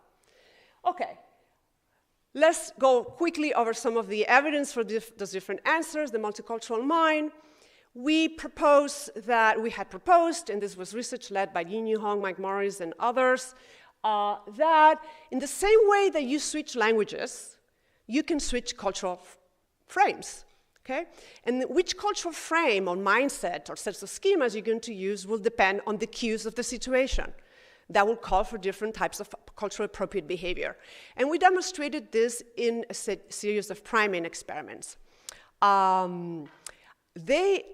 don't want to say the cultural replication camp, I don't want to call them a camp. They haven't come after us yet, surprisingly. So, and also the multi-labs research on priming has not included cultural priming research. I think cultural priming, going back to Paul's point, is harder to do, as I'm going to show, because the cultural primes have to be very carefully developed and tested. But anyway, we basically propose that a multicultural individual walks into a social situation, and depending on the cultural cues, those cues could be the faces of the people, the music I hear, the landscape, the language I hear, will activate one cultural schema or the other and respond in culturally appropriate ways. You know, when I see Pablo or Alfredo, depending on what's going on, I immediately switch to Spanish, right? That's my cue. Although sometimes when we are other people, sometimes we've spoken to each other in English, we're like, wow, we speak in English, right? But we did that, I think, only once. So we demonstrated this in a series of experiments where the dependent variable, participants were not aware of any connection, as it should be in good priming work, between the primes and the dependent variable. The dependent variable was using, this is the work I did when I was at the University of Michigan, very good cultural psychology group with Dick Nisbet on attribution. We know that there's a strong literature showing that there are cultural differences on attributional styles between Southeast Asians and Americans, and that when faced in an ambiguous situation, most Americans will invoke notions of agency and personality traits to explain the behavior of the actor, while in collectivist societies, they pay a lot of attention to the context. So in this case, we ask them, why is the single fish in the group swimming separately? And we asked them to answer this question open-ended, but we also had rating scales. And depending, and here if you focus on the single fish, you say the fish is the leader, the fish is the smart one, is going to find the food, is telling them where to go. The fish, if you focus on the single fish, you're making an internal attribution. If you're saying the group kicked the fish out, the group asked the fish to find the food, the group said you don't belong, go away, that would be, we call that as an external attribution for this context. Depending on the priming condition, those where we've done this with Chinese Americans, with also British Chinese in Hong Kong, different kinds of primes. You've spent a lot of time piloting those primes to make sure that in the Chinese condition we included as many faces of people and monuments as in the American condition, etc. But basically, those in the American condition provided explanations that emphasize internal attributions. They focus on the single fish, while those in the Chinese condition talked a lot about roles, expectations, and the context. So this was a replication of the cultural frame switching on attribution. We have cultural priming effects have been replicated in other types of behavior and with other cultural groups, self-esteem, emotion, ethnic orientation, even biographical memory. So depending on the cultural prime, you will remember different aspects of your childhood and your biographical memory, depending, again, on the culture that you prime. So that's been replicated. And, language is a very powerful cultural prime. I would say it's the most powerful type of cultural prime there is. So we predicted that your own personality would be described differently depending on the language you use to describe your personality. Those of you who speak multiple languages, you know that you feel like a slightly different person depending on the language you speak. You do not have multiple personalities. You don't have multiple personality disorder. We all have one personality, although different aspects of our personality might become activated. You might have different sense of awareness and sense of, different aspects of personality might emerge. So we collected data from monolingual Spanish-speaking individuals in Mexico and Spain on the Big Five in Spanish. We collected similar type of data from Americans in English on the Big Five. And then we found some differences on extroversion, different traits. And then we used those linguistic cross-cultural differences to make predictions about how Spanish-English bilinguals will also provide different self-reports depending on the language they will use. And we found those differences. So the within group, so the bilinguals were switching their personality reports according to the language primes and showing cultural differences similar to the cross-linguistic differences, okay? But that doesn't mean that you have multiple personalities. And they keep the within group rank order, okay? For those of you who do personality research, you still keep your personality because everyone is shifting. So if you're the most extroverted one in the group, you're still going to be more extroverted one, regardless of the language you switch into. It's just that you're going to go up or down, but everyone else will do, okay? So again, those of you who do personality, you know the notion of personality change and stability within group, stability. So you're still the most extroverted one or the shyest one. It's just that everyone shifts with you on the language. Okay, so far I've been talking about cultural priming as the sort of automatic response that is, the cues kind of automatically guide your behavior. But there is evidence that people seek those primes actively. It's called cultural self-priming. Okay, when do they do this? They do this under two different types of conditions that other psychologists have shown. The first one is cultural threat, okay? So people surround themselves with cultural symbols like flags when one of the two cultures is under threat, okay? After 9/11, the amount of American flags went up even more. I mean, you see a lot of American flags when you go to the States after 9/11, and depending where you are, you see so many flags. We tend to think of flags and cultural symbols like football jerseys or flags or political, party symbols as symbols that we use show for others, and we forget that we use them to also activate within ourselves what it is that we believe in. So when someone puts that Barcelona team jersey, it's not just showing to the other people, I am a supporter of Barcelona, but I am now reminding myself, I am for Barcelona, and this is what I believe, okay? So you're self-priming yourself with those schemas and those sets of values. Sheridan and Monin have shown that when multicultural individuals were denied one of their identities, they did this work with Asian Americans in an experiment where the Asian Americans were told, like, oh, you speak English so well for a Chinese person, I was born here, I speak English fluently. They were subsequently watch more American football and read more American news after that identity had been denied. Okay, so again, identity threat is one way where we seek out those cues to remind ourselves, and this was done privately, by the way. So they were like, I am American, I'm American. Let me watch, more American football on TV when I have the choice in the experiment to do. Another condition is, I'm doing a terrible job with the remote, is cultural nostalgia. Konstantin Sedikidze have done some really beautiful work showing that cultural nostalgia is healthy. It's when you surround yourself by music, food, all kinds of cultural beautiful elements to remind yourself of that culture that you miss, that perhaps you don't have access to in your new cultural context.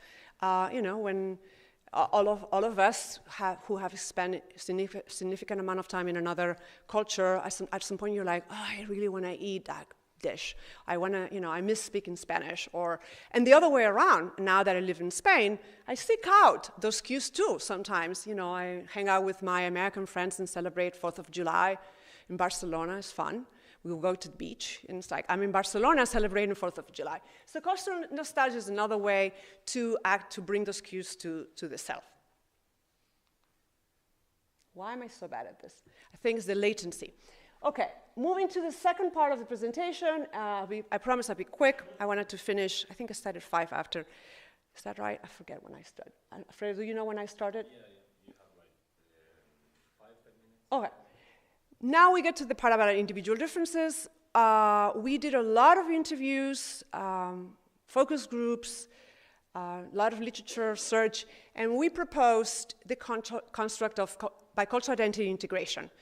This construct is basically an individual difference that describes multicultural individuals' ability to bridge the cultures within the self, to find a way to bridge them and create this, again, coherent, healthy cultural self-concept. We initially thought that this construct was unidimensional, and actually we learned that in societies like Canada, the United States, and other places that have a long history of migration, this construct is two-dimensional.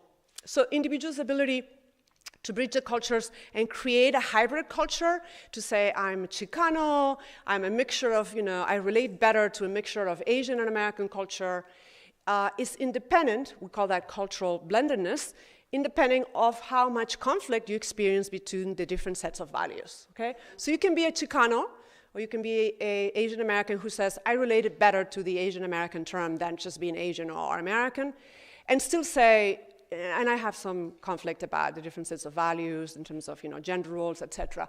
When we've done this work in Europe, we find that those two dimensions are blending into one. This construct is consequential for well-being, creativity, even political outcomes. So work by Simon in Germany has shown that Turkish German minorities who report conflict between being German and being Moroccan or Turkish, because again, they're asked, you need to choose one or the other, you cannot be both, you cannot be Muslim and European, they are more likely to endorse political radicalization items and behaviors and intentions. So it has also political consequences, not only cognitive and emotional. Very quickly, since I want to finish in 5 minutes, what are the predictors of BII? Some of them are personality related. Again, remember, I'm a personality psychologist too. So individuals who are high in openness to experience and lower neuroticism have an easier time blending the cultures and finding ways of combining them. And this makes sense, right? Openness leads to this ability. It's a little bit more of a global mindset. So you are versus neuroticism, which is more like what's sort of the global versus local mindset. Neuroticism relates rumination about differences between the cultures, rumination about, can I belong really to two groups? Can I be loyal to two groups? So high openness, low neuroticism relates to higher levels of BII, and the outcomes are individuals high in BII report lower levels of anxiety and depression. We don't work with clinical samples, but they report those lower experience of those feelings. Again, lower political radicalization, higher levels of creativity, and better intergroup outcomes. BII is not a trait, it's also a state. Like every psychological construct we have out there, your social psychology can manipulate it. So we've been able, my colleagues have done some research showing that you can manipulate BII and you can remind someone, about negative. In the previous slide, I forgot to mention some of the antecedents, of low BII, discrimination, being in an environment that is not multicultural, being told you're acting too Chinese, you're acting too American, which is basically members from each group telling you, you're too much of that group, you need to be more of the other group. I mean, any of you who's multicultural, you've been probably told sometimes, you're so American, you're so Spanish, and you're like, I'm all of them, 100%. I don't have to choose right now, just because I speak English, that doesn't mean I'm less Spanish. Or less because I speak Spanish doesn't mean I'm less American. But this happens all the time, and that predicts low BII. But BII can be primed with reminders of negative acculturation experiences, with the global versus local mindset. So when you have multiculturals focus on tasks that require a lot of attention to detail and differences, you're priming that they think about details. And when you prime them to think about details, they're going to ruminate about the differences between the cultures, versus if you prime them with a sort of more of a global mindset, then they think, Spanish culture, American culture, we both cultures value extroversion and expression of affect, and stuff like that. Okay. BII also predicts better adjustment for transnational adoptees. So this is research I've done with my colleagues in Italy. We show that individual children adopted from other cultures who are allowed to be socialized into both cultures have higher levels of bicultural integration, which predicts better school performance, better adjustment. You might know that not all parents socialize their adopted children into both cultures. Some parents with very good intentions, I know some of those parents actually in Barcelona, with Chinese daughters, they keep telling them, you're only Spanish, you're only Catalan, and they're not helping them, because everyone will look at those children and know, when do you arrive from China, right? So agencies now are basically finally telling parents, it's better if you are, upfront about the fact that your child has multiple cultural backgrounds. The child will be more adjusted. I will finish very quickly, but I wanted to, speaking about priming, in one of those instances where we were not able to replicate the cultural priming effects, when we started to include samples that were more diverse in terms of their experiences. So around the time we started to include second generations and other types of multiculturals, we were unable sometimes to replicate the cultural priming. And we discovered that what was happening is that we had an interaction effect and a contrast effect. So biculturals high in BII were assimilated into the cultural cues and producing responses that were culturally appropriate. Internal attributions in the American prime, external attributions in the Chinese condition. Individuals low in BII, who were once reporting that they're conflicted about the two cultures, were contrasting away from the primes. Okay? The contrast effects have actually been replicated a few times. So at the beginning, we didn't like this finding because contrast effects are a nightmare. I'm not as well-trained in experimental social psychology as Mike Morris and my colleagues, but they're like, contrast effects are weird, but this one kept coming up. So BII leads to contrast effect, which is, we call it cultural reactants. Keep in mind those participants have no idea that there's a connection between the primes and the DB. So it's not that they're trying to, this is not any sort of characteristic men, or they're not aware that they're doing this, but they're responding to the cultural primes in opposite ways, giving you internal attributions in the Chinese condition, external attributions. We have done some work to try to understand what's happening, and there's apparently a spread of activation.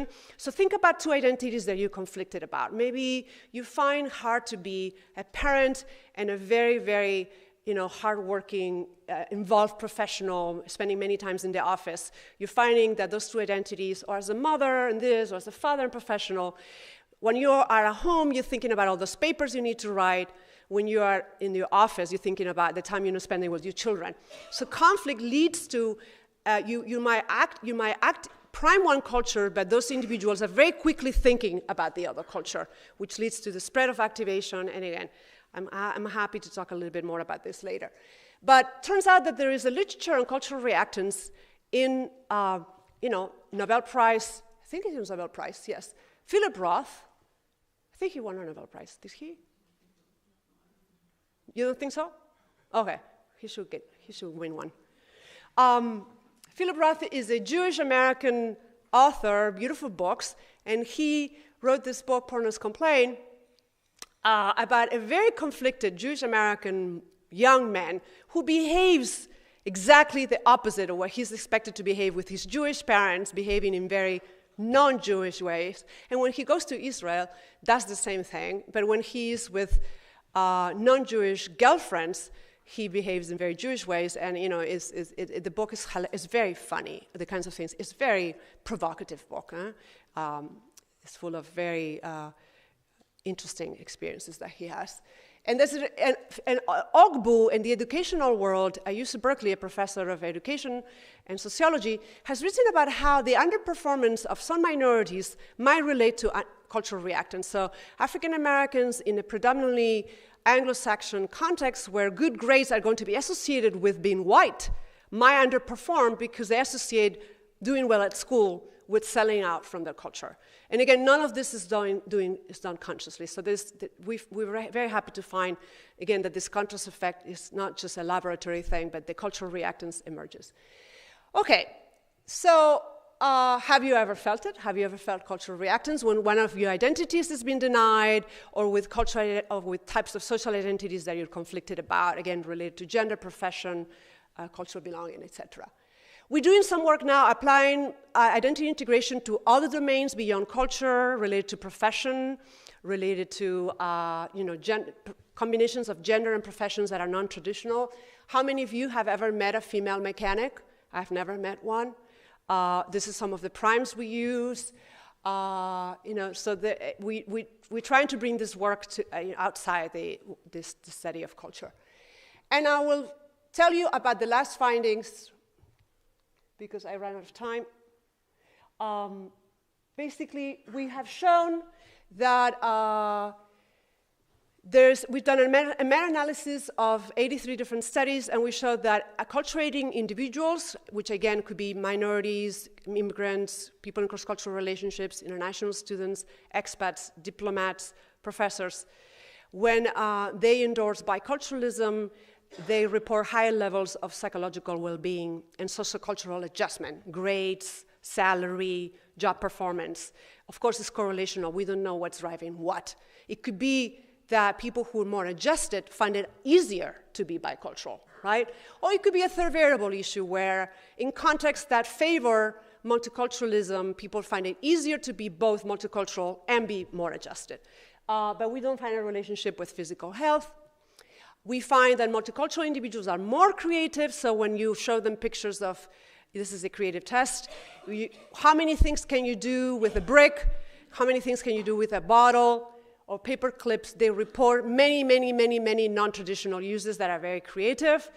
So in this, again, relates to their ability to draw from different cultures.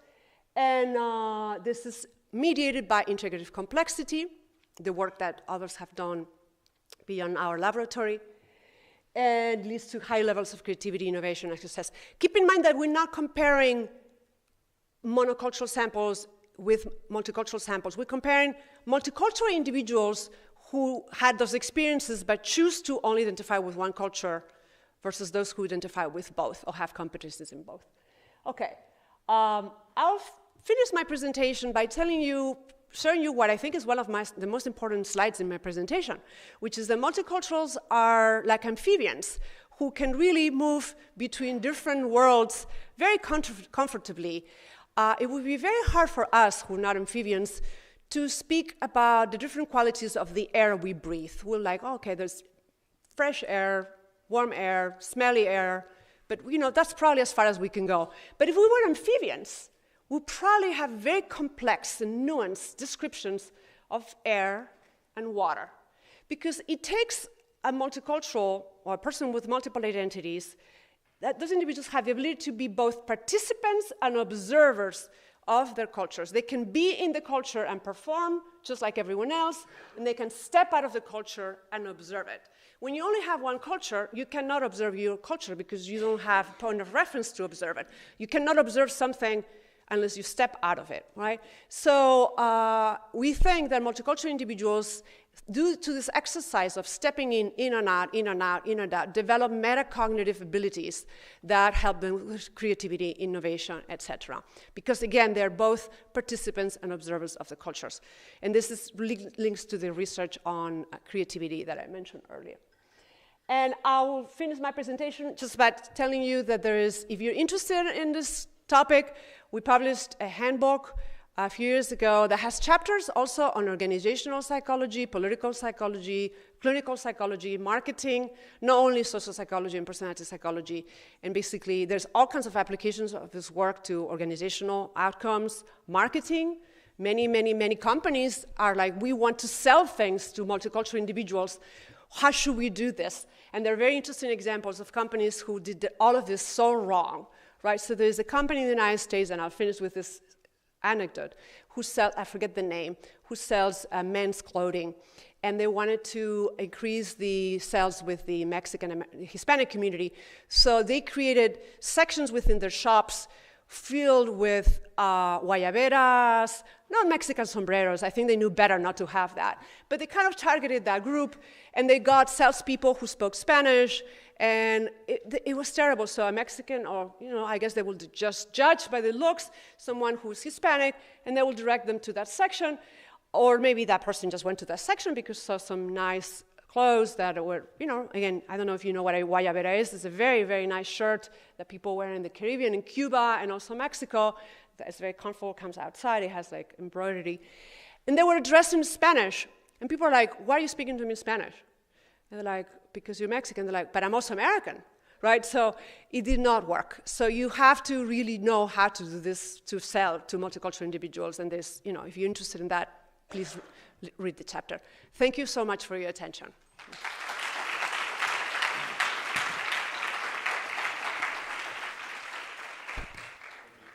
Time for a couple of questions before the break.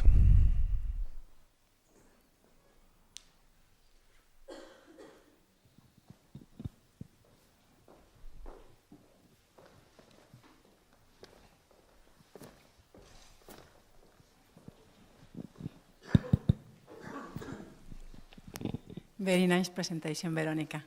And also multicultural, and a Spaniard, and an American, and also a German by character. Okay. Anyway, my question is, multicultural identity seems to be a threat to the identity of a lot of people. Mm-hmm. So what do we do about it? I mean, what's the cure? To change the context. So Karen Fallet in Belgium has studied multicultural kids in schools, and he has shown that multiculturalism is a handicap in schools that are very, very pro-assimilation. So they're penalized for that, and that doesn't lead to higher creativity and higher performance. In schools that are basically telling them you can be multicultural, the multiculturalism becomes an asset, and they are able to perform very well. So for those benefits to really be leveraged and emerge, you need to change the context that allows for those cultural cues, multiple languages to basically coexist otherwise. But we need those outcomes, right? Most problems in this world require creativity and innovation, and most of us are multicultural, so we need to change the settings so that those benefits can emerge. Yeah.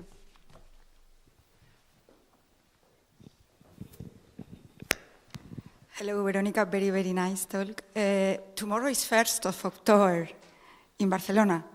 Then I'm asking myself if you have run studies to see how multicultural people react when a social conflict arises, like, for example, the referendum with the independence and things like that, because it's true that it's quite impossible. I don't know how they will answer your item that is a wrong item. This item that... The Moreno item. Yeah, exactly, Yeah. Moreno item. Not Yes. yours, sorry. Yeah. But it will be nice to see how it has changed, for example, in Catalonia in relation with the emergency of this Yes. important social conflict. Yes. Aina Gallego, who's a political scientist at Pompeu Fabra University, has written an article criticizing this item, but at the same time showing interesting, I mean, the data is hard to interpret, again, because we don't know which identity is driving what, but she does what she can with the data, and she collected data during 2017 and 18 showing that the answer to that question was so volatile. It changed so much depending what was going on, right? I myself, being Catalan, Spanish, American, felt so differently depending on what I saw. I mean, you remember, what happened with the referendum and the police brutality. Depending also, if you're paying attention to the center-right pro-independence or the center-left pro-independence. In the case of immigrants, there's a beautiful paper that shows that many immigrants were sympathizing with the pro-independence movement to some extent because the center-left party was saying, we will be a multicultural republic, and they will have the word multicultural in the Constitution. And they're like, well, I like that. And we will have definitely 2 official languages. We will not suppress Spanish. The other party was not saying any of that. Okay? So I just want to make that point. So there was 2 parties. So so there was a lot of discussion about what it is that why is it that one of the parties pro-independence was able to get support for a lot of immigrants, actually, more than you would expect. Yeah. Okay, the last one. Okay. 2 questions. Well, one wants coffee. Okay. First of all, thank you for your speech. It was amazing. And then second of all, speaking from my point of view, which is I was born in Spain, but my family is from Colombia. Sometimes when I'm here, people say that I'm from Colombia, and then when I'm there, I'm the Spanish. So I want to know, how would you difference the cultural appropriation from multiculturalism? How do I differentiate? I missed the last part. How would you distinguish or explain the cultural appropriation with the multiculturalism? Yeah. That's a very good point. I get that question a lot in the United States. They say, well, isn't what you describing in that metaphor of culture as an app where you borrow from different cultures and this is how cultures develop, isn't that cultural appropriation? And I'm like, it is cultural appropriation in the sense that, it's cultural borrowing. We're constantly borrowing from each other's cultures. But the cultural appropriation terminology refers to doing it when there's a clear inequality, there's a clear difference in power, right? So if you borrowing from another culture, they would say, and again, this question goes beyond the time we have, but if you're borrowing from another culture to sell and not give that culture any sort of saying or wording in how that's done, you're borrowing from that culture to basically empower the other group and not sort of acknowledge their power differential, the fact that they should be involved with that process also. So cultural appropriation, I think it's not so much it's about that, but it's also when it's done with a lack of recognition of the power differences, right? So I think that's important. I don't know if that's what you were asking. Yeah, okay.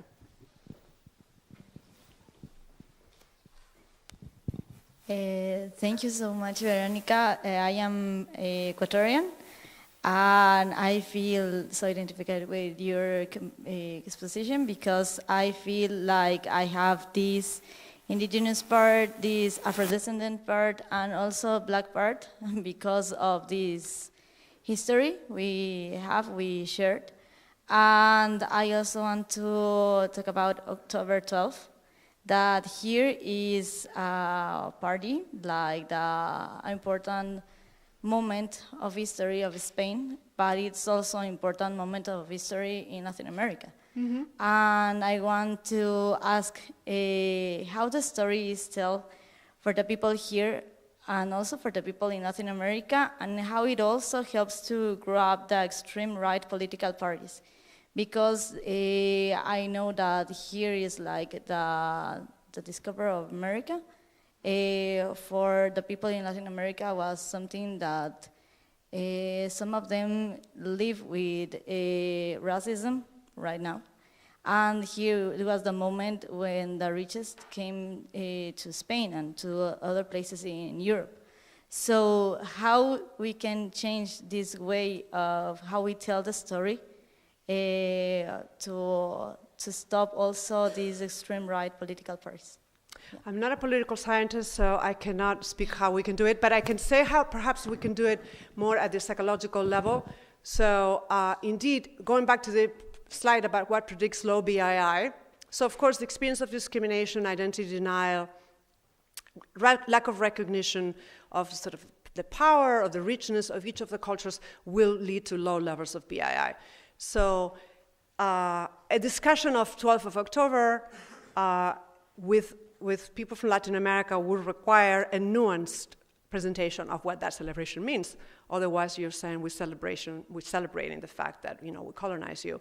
So if you leave it like that, it will obviously lead to low levels of BII. But you still, that doesn't mean you cannot discuss it. You just have to do it in a more culturally sensitive, complex way. So is it a celebration of what unites us, I would say, but it's also an acknowledgement of the history of colonization. So yeah, I always go to the dual identity, right? You have to find a way to create something positive from those cultural encounters. Yeah, I think it works from those to the two places, like uniting, but also learning the history in both ways. Like, sorry. It's important to see what happened also here and also in the countries in Latin America. Like, yeah, we share this culture because I also have these white roots because of Spanish people. But it's important to recognize what happened. And I was in Africa also, and yeah, there was French people over there, Portuguese, and it's not known in the schools in France. They don't talk about the slavery. And no. It's also important to talk about that. And that's why I also like this presentation, because it makes this happens. It makes us to question ourselves what is our origin and how we can deal with that and how we can change the future if we saw our roots. So thank you. I encourage you to watch that interview, that segment with Trevor Noah. He speaks about this, the celebration of the good and the acknowledgement of the bad, but let's not erase it and let's not make it, you know, a forbidden topic of discussion. And he talks about this with humor, imitating the French accent, which makes it funnier, although someone might find that culturally offensive. Okay. Thank you for your question. Yes. Okay. We have scheduled the presentation of Paul at 12 o'clock, but as you can imagine, we are not going to be on time. So we will have a break of 20 minutes, okay? A little bit shorter, so we'll be here at 12:20.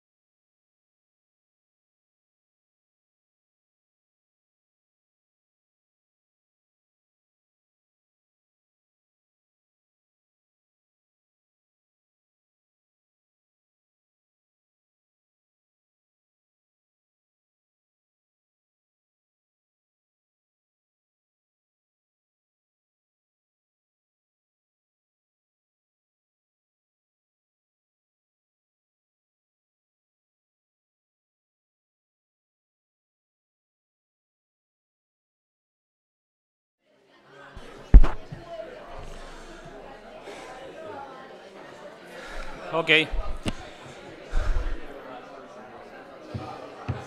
Yeah, I count on her. Okay, let's continue. Let me introduce our last speaker, Professor Van Lang from the University of Brugge. How do you pronounce it? Your university. Vrije Universiteit. Vrije Universiteit, okay. He has been president of the Society of the Experimental Social Psychology and director of the Carl Lewin Institute. His research is focused on cooperation and trust in human societies. He also has published several hundred of papers with thousands of citations. He received the Carl Lewin Medal from the European Association of Social Psychology and also was named as Distinguished Research Fellow at the University of Oxford. So today he is going to talk us about how people can be motivated to help others. Thank you, Paul. Thank you very much.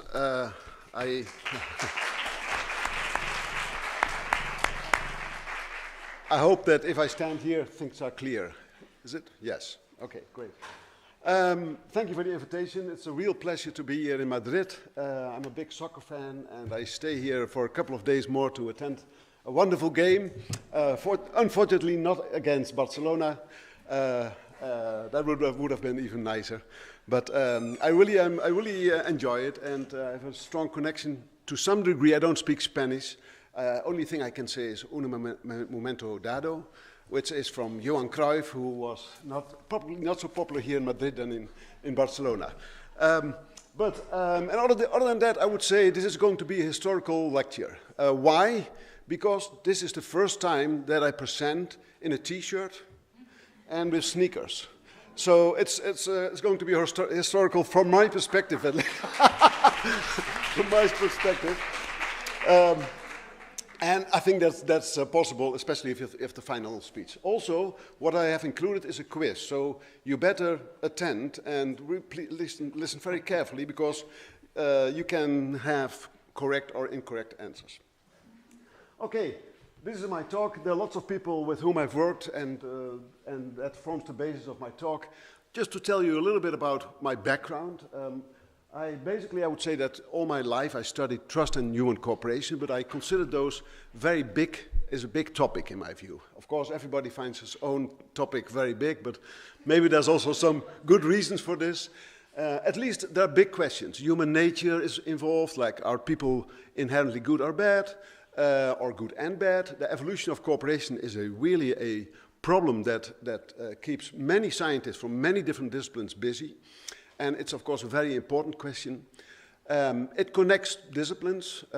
So, in my view, social psychology is really one of the disciplines, but a very important one to the idea of cooperation, but others are as well. And there are broad theories. There's game theory as a normative theory. Evolutionary theory is also a framework that I use, actually, in my research. And there's psychological theory as well. I won't go into details here yet. What I find important is to connect the ultimate mechanisms that are often suggested by evolutionary theory, especially, for example, reciprocity and indirect reciprocity are really important mechanisms. Reciprocity is something that happens especially in dyads, in one-on-one relationships. You can perfectly benefit from reciprocity in those contexts. In larger groups, that becomes a challenge. You cannot do that so much. But in larger groups, you have reputation and the spreading of reputation through, for example, gossip. And that's actually called often under the label of indirect reciprocity, and it's a very powerful mechanism from an evolutionary perspective, because we are very much aware of what we in social psychology talk about when we talk about, for example, self-presentation or impression formation. Those are all mechanisms at the proximal level that are relevant to reputation. Now, psychological theory focuses more typically on the proximate mechanisms, and social preferences is a term that is used by the economics in particular, but it refers to the idea that people do more than just blindly pursuing their narrow self-interest. And those are social preferences, and that's actually the focus of my whole talk. I skipped the development of trust because if I start to talk about trust, I will take the whole day. So I thought I'm going to remove that, and so it's basically on social preferences. What I would like to say is also that I just do a little bit more other things on the side, like reputation and gossip is a topic that I study. It's talking about effect sizes. Reputation to me is a very powerful mechanism. If you want to ask, when you were to ask me, what is the most influential mechanism by which you can make people more cooperative, and not from an incentive perspective, I would say it's reputation. It's one of the most non-material incentives, if you wish, to promote cooperation. And there's a lot of evidence for this. And actually it's also very nice that sometimes groups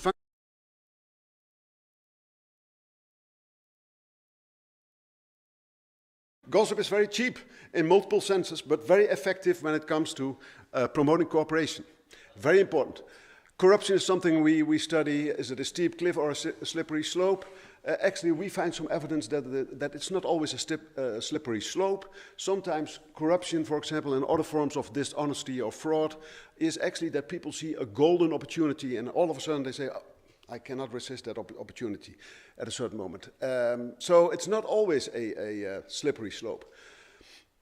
Well, we have done more research on those topics.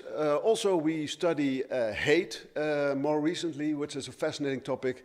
And what are the specific qualities of hate? What are the functions of hate? How does it differ from, for example, anger, and one of the or disgust, for example, or contempt? And one of the big differences is actually that hate is for the longer term. Climate change is also something we study intensely, and especially by focusing how, for example, insects, even insects or animals so far away from ourselves can sometimes influence human cooperation. If you see insects suffering, then people actually can become more cooperative. So we try to push the limits about what is possible to make people more cooperative, to invest more in a sustainable environment. Okay. Those are just some topics. I also study soccer, by the way, but I'm not. Then I also will take the whole day, so I'm not going to do that. Okay, what I would like to do is to. Maybe it's not working. It's not working, I think, somehow. Or no. There it is. Oh, yes. Okay. So every now and then, I told you already, I'm going to do a quiz as the final talk. Why not? It's nice, and so you can tell for yourself whether you're a good behavioral scientist, good psychologist, or not. This is the first question. In Holland, and I think that's in Spain also probably it's happening, that every now and then people may come to knock on your door or ring the bell, and they ask for a donation, often for a noble cause like to help the ill or to help the poor, so to speak. And, well, this also happens in the Netherlands quite a bit, and at a certain moment there's research, there's data basically that we use from a national statistics bureau, and they collected data for every municipality in the Netherlands. There are around 400, a little bit less now because of some mergers, and what those municipalities, they differ in a number of qualities. Oops. Yes, like for example, some municipalities are religious, others are not. They differ also in terms of age. Sex, not so much, because it's always 50-50, so it cannot be a very good predictor of how much people donate at the doorstep. Education, actually, there's also big differences. Amsterdam is, for example, a city and municipality of highly educated people. Rotterdam, less so, for example. Net income differs also a lot. Like you have rich places in the Netherlands and not so rich places, poor places. Relatively poor places. And of course you have population density. Now, which do you think is the most important predictor in terms of effect size? So this is a little bit different, Roy. In terms of effect size, what is the most important predictor of how much people give at the doorstep for noble causes? Just go from the top to the bottom. The question is clear. Eh? What's the most important predictor? Is it age? Raise your hands if you think age. Older people might give more than younger people. Okay, just one. Okay, sex, I give you that one for free. It cannot predict because it's 50-50 for all municipalities. Education. 3, 4, net income. Oh, wow. Maybe around 35%. Let's population density. Also 35%, I would say. Well, what we find religiosity. Oh, I didn't even say religiosity. Who thinks religiosity? Oh, that's maybe even 40%. Now I'm exceeding 100%, isn't it? But let's see. Religiosity at the municipality level, 0. At the individual level, people do differ, but not at the municipality level. Age, yes, there's a connection there. There's a predictive value. Older people give more. Then,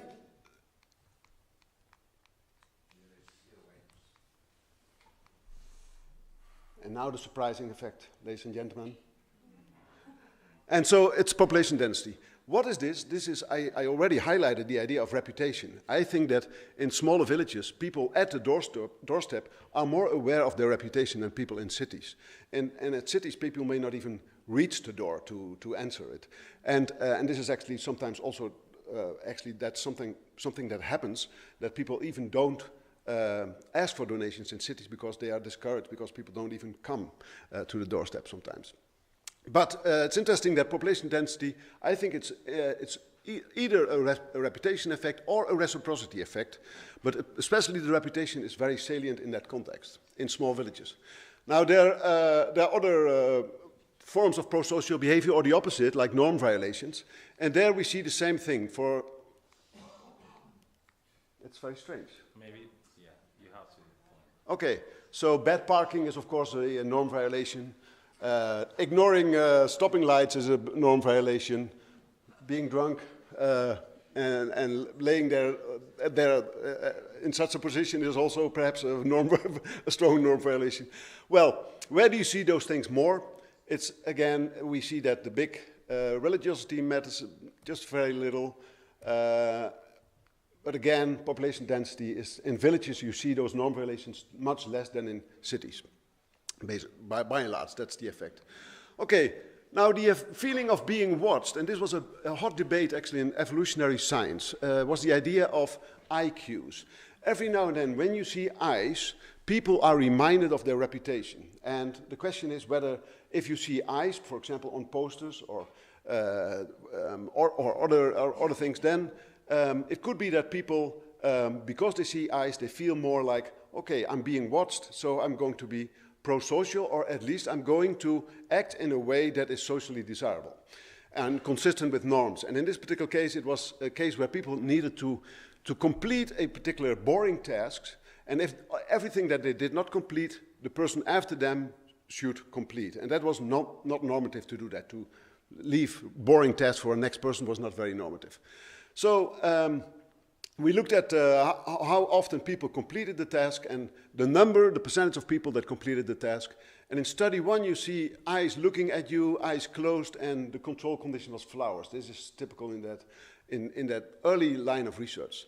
And what we find is indeed a small effect for eyes. So if there are eyes on the computer screen, you're more likely to complete the task than if you don't see eyes, or the eyes are closed. Then we have a very subtle manipulation, study 2, where eyes are looking at you versus eyes are not looking at you, looking away a little bit. And if our reasoning is correct, then again, we should find the similar effect, and indeed, we find the similar effect as in study 1. These are small effect sizes, by the way, and I think it's very important when you think of this whole effect that sometimes IQs matter a lot. And for example, they have been successfully applied, I think, in restrooms, that people are more likely to wash their hands, especially personnel in restaurants, because of the eyes. And that's a situation where you often do not see other eyes. But does not mean that if you see posters with eyes in a bus or train, that you're going to do less littering, for example. That's not so much what you would observe, because there are already many other eyes often in public situations. So then the poster does not have much influence. So it's very important to think of the situation in which you apply the posters and whether it should work or not. Okay, now, so the lessons, so I have to direct it to that? I think so, yeah. Okay. Yes. Okay, so people overestimate, the most important thing is that the people do not have reputation in mind so much. And actually, in this particular case, religiosity was often mentioned as one, 35 or 40%. Money was also, or income was also mentioned. But reputation is not so much on our radar, even though it really guides our behavior, sometimes in implicit ways, sometimes in very explicit ways. Now I'm going to turn to the social preferences that I talked about earlier.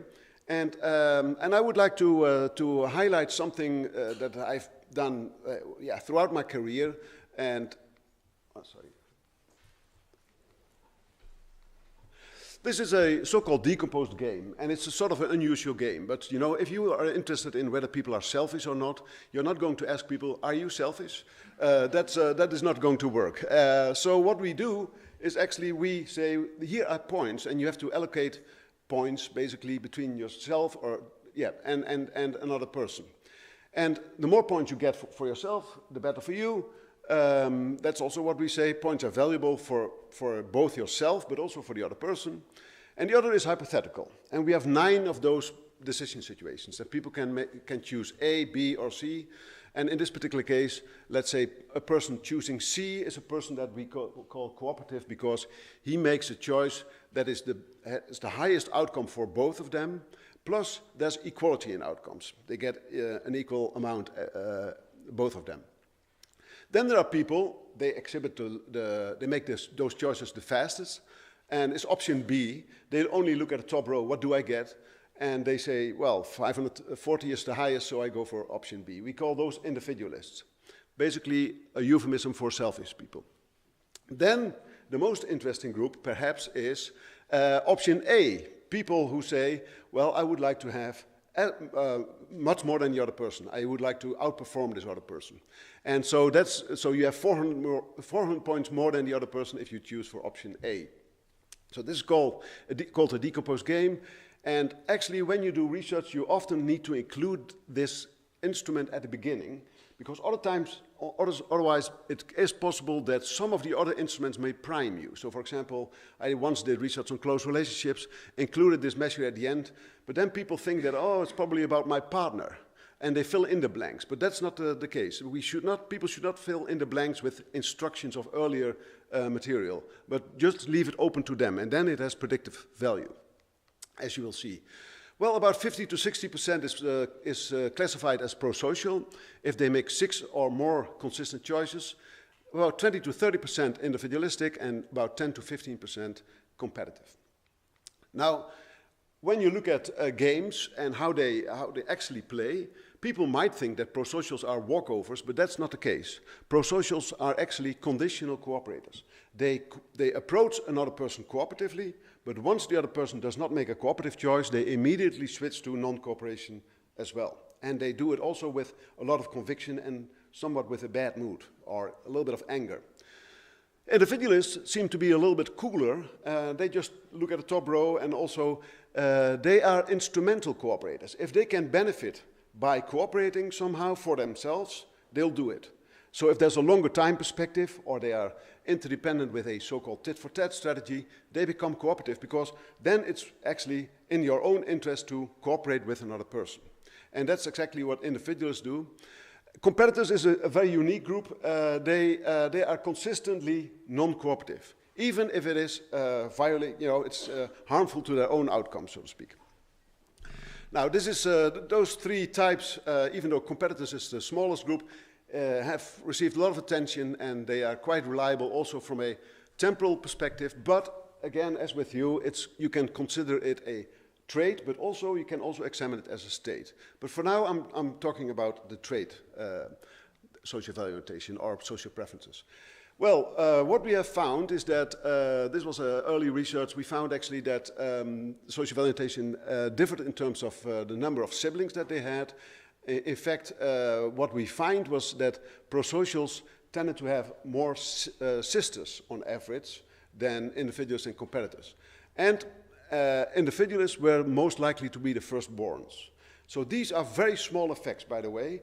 And then in one of the replication projects, it was included, and they tested this as well. What they found is they did not replicate it, but they did show that it actually Sometimes in some societies there was a trend, in other societies the reverse even.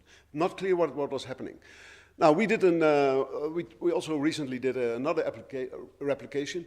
I actually, to be honest, I never thought that this would be a big effect. It should be a small effect. Birth order effects typically are small. Family size effects typically are very small. So I thought this will be, but I was just curious, and we did actually, as part of a big collaborative study, there's only one goal of it, we actually replicated this, but then again with very small effect sizes. But again, the number of sisters was bigger for prosocials than for the other two groups. This was something that we did not replicate, which is interesting, even though the literature is actually quite showing that actually there's a strong link between being prosocial, or I think also perhaps from the big five, agreeableness is probably also, yes. So there's a lot of evidence actually, but we found this in 97, and then I cannot understand exactly why, but we didn't replicate it. But it is also true in that replication study, there were not too many people older than 65. So maybe that would have helped. Okay, now, Now I turn back to the original question. Well, it doesn't matter. The original question was, does it have implications beyond interactions? That's an important question. And what we found here, for example, which is already interesting, that when you look at psychology students, actually the distribution, as you can see, the highest number of prosocials, around 50 to 60%, more than 30% individualists, and only 5% competitive. It's somewhat similar to a representative sample, actually. Except that in a representative sample, you have a little bit more competitors and a little bit fewer individualists. But that's what psychology is. So that's what's it's sort of, psychologists apparently are more representative than you think we are, basically. But when you look at those were first-year students. When you look at economics, you see all of a sudden that the individualist is the largest groups, and this is very different from representative samples, what we have seen. So to me, quite interesting, and it shows that even in the first year, when they take the first course as a student, they take a course on psychology, either as an economic student or as a psychology student, then you see those differences. So it's not so much of an effect of studying those economics or psychology, it's a selection effect. It's where people navigate to. Then a study where we looked at political orientation, and we found in 2 studies that actually social orientation is quite a good predictor of political orientations or choices or voting. In this particular case, this is research from Italy, and we see that actually prosocials are overrepresented, so to speak, in the left, and in the right you see many more individualists. What is interesting is, so there's a strong link there, and this was, social orientation was measured like a couple of weeks before we measured the voting. What is also interesting actually is that the competitors are not so much. They're represented in both groups, in all groups basically, from the left to the right. We also see this in Dutch elections, and this was actually a couple of months that before the election, we assessed social orientation, and we see the same pattern. So we see that prosocials are more likely to make left-wing choices than, and whereas individuals are more likely to make right-wing choices. And competitors are not related to political orientation. What we find interesting about this is that these are strong differences, and again, something that should matter, especially from in interactions, in diets, is actually also very important for larger views of, for example, your political orientation or your views on society. Okay, there are many more things, like, for example, prosocials tend to smile more when they talk, when they're in action, not on pictures, then you see no difference, but when in action, prosocials are more likely to smile. They are more likely to donate to noble causes, and also they are more likely to pay and willing to pay extra taxes if that would help to welcome refugees. So these are all quite interesting findings in my view, and the overall conclusion is that social orientations, those social preferences which are measured at the interpersonal level, do have strong implications at the collective level. Okay, this is... It's part of the experiment that we... it's... well, I cannot go back somehow. Okay, this is an interesting study because it shows that this is about helping when people are victim of a disaster. In this particular case, a typhoon in the Philippines. And what we find is actually when you consider all sorts of variables, including, by the way, the IQs, we also included IQs. IQs did not have any effect in this particular case. What we find is that social validation was the most important predictor of whether people gave something to help an outgroup member who is a victim of a disaster. And level of education had some predictive value, being liberal also, but social validation was actually the most important one. So that is also, again, confirming evidence that this is has broader implications for society and how we deal with, for example, victims of outgroups. Okay, then we have another scientific question, and I'm just looking at time just for, I think. We already forgot about the time long time ago, so. I know exactly where I'm at in time, so we're all fine. This is something that I find interesting from the perspective, when you look at social value orientation, or you look at what I just mentioned, what I just discussed, and you look at economic games, the focus is really on helpfulness, but also costly helping.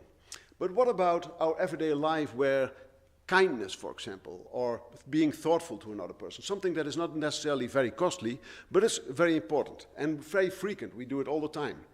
How can you study that? And this is something I need to share with you, some small anecdote, because this is about not only low-cost cooperation, as I conceptualized it, but also it's about you have to first see it, and then you can act upon it. And I'll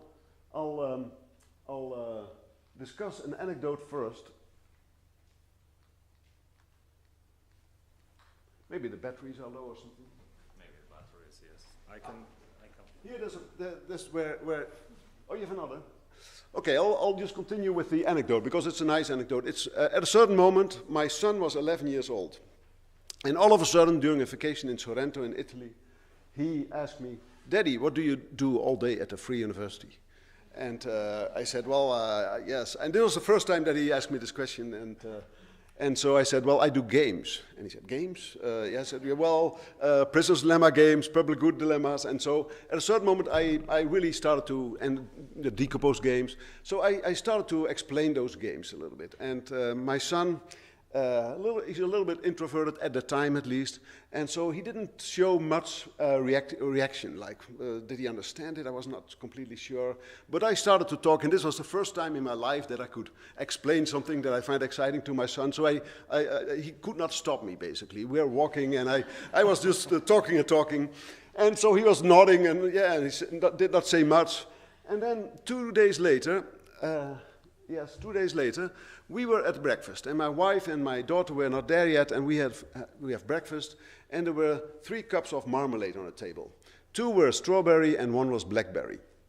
And then all of a sudden he asked me, out of the blue, "Daddy, which one would you like?" And I said to him, well, to be honest, I don't like strawberry so much. Let me change it. Because I see you suffering, so better to be relaxed. Maybe that connection is too far from here. It should be on the other side. I don't know. It's on this side, but let's try it. Let's try this one. Yes. Oh.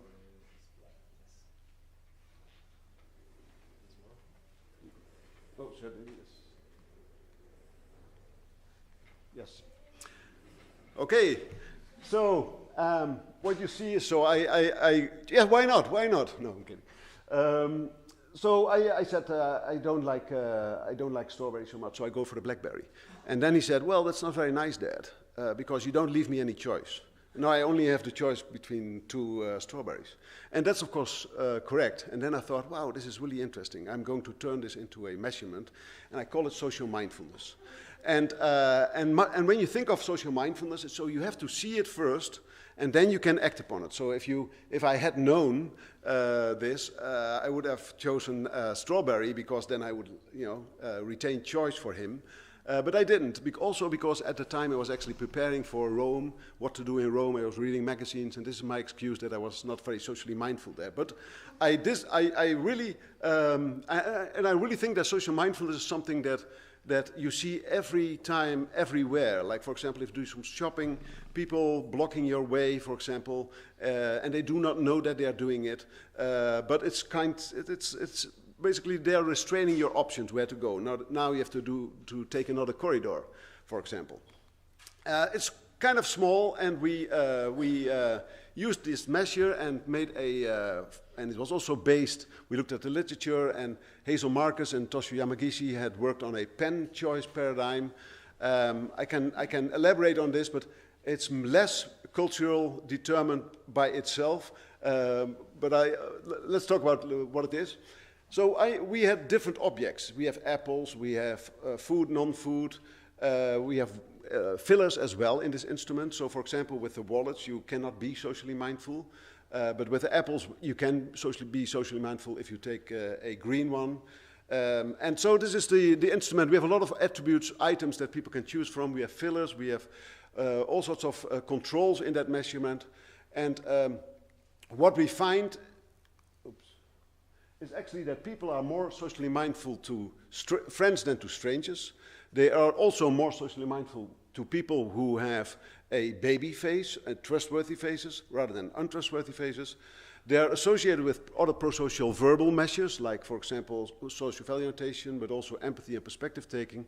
And also that we have done some neuroscientific research and also shown that the mentalizing network is involved when people face the situation.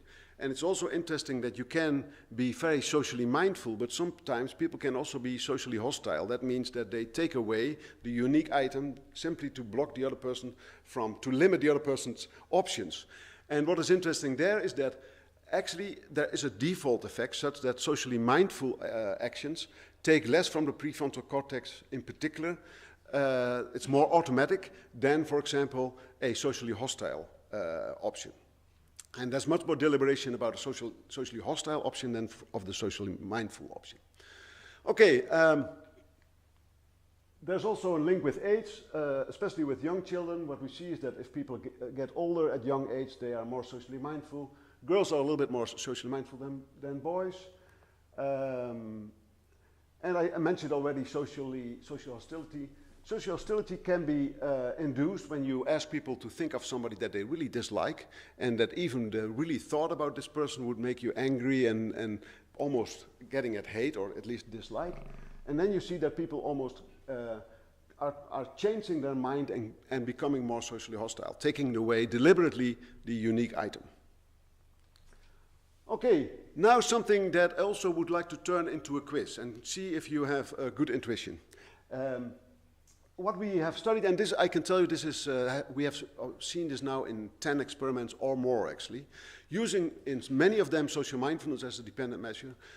We have used many different instructions to get at social class. The question is, how do we deal with other people who are coming from higher or lower social classes? And well, this is one manipulation or description. John A., a man in his mid, well, it's not there's a lot of information, but has a desirable job, there's income, a nice neighborhood, drives a very nice car. This is just one manipulation, but we have many of those. And what we do is we manipulate social class. We do it also with another way, another less descriptive way. There are many roads to Rome. We even have sometimes manipulations where we did not use the person's social class, but their parents' social class. So, and then we always find the same findings. And this is, there are 3 hypotheses that you could formulate.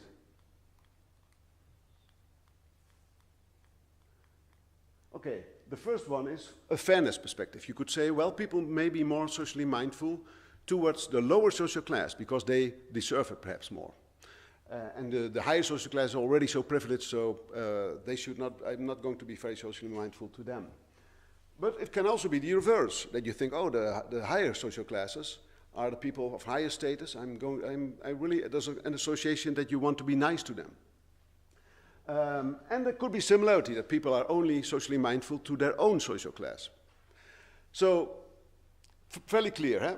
Who thinks, for example, when we look at the first prediction, that the fairness prediction will be supported?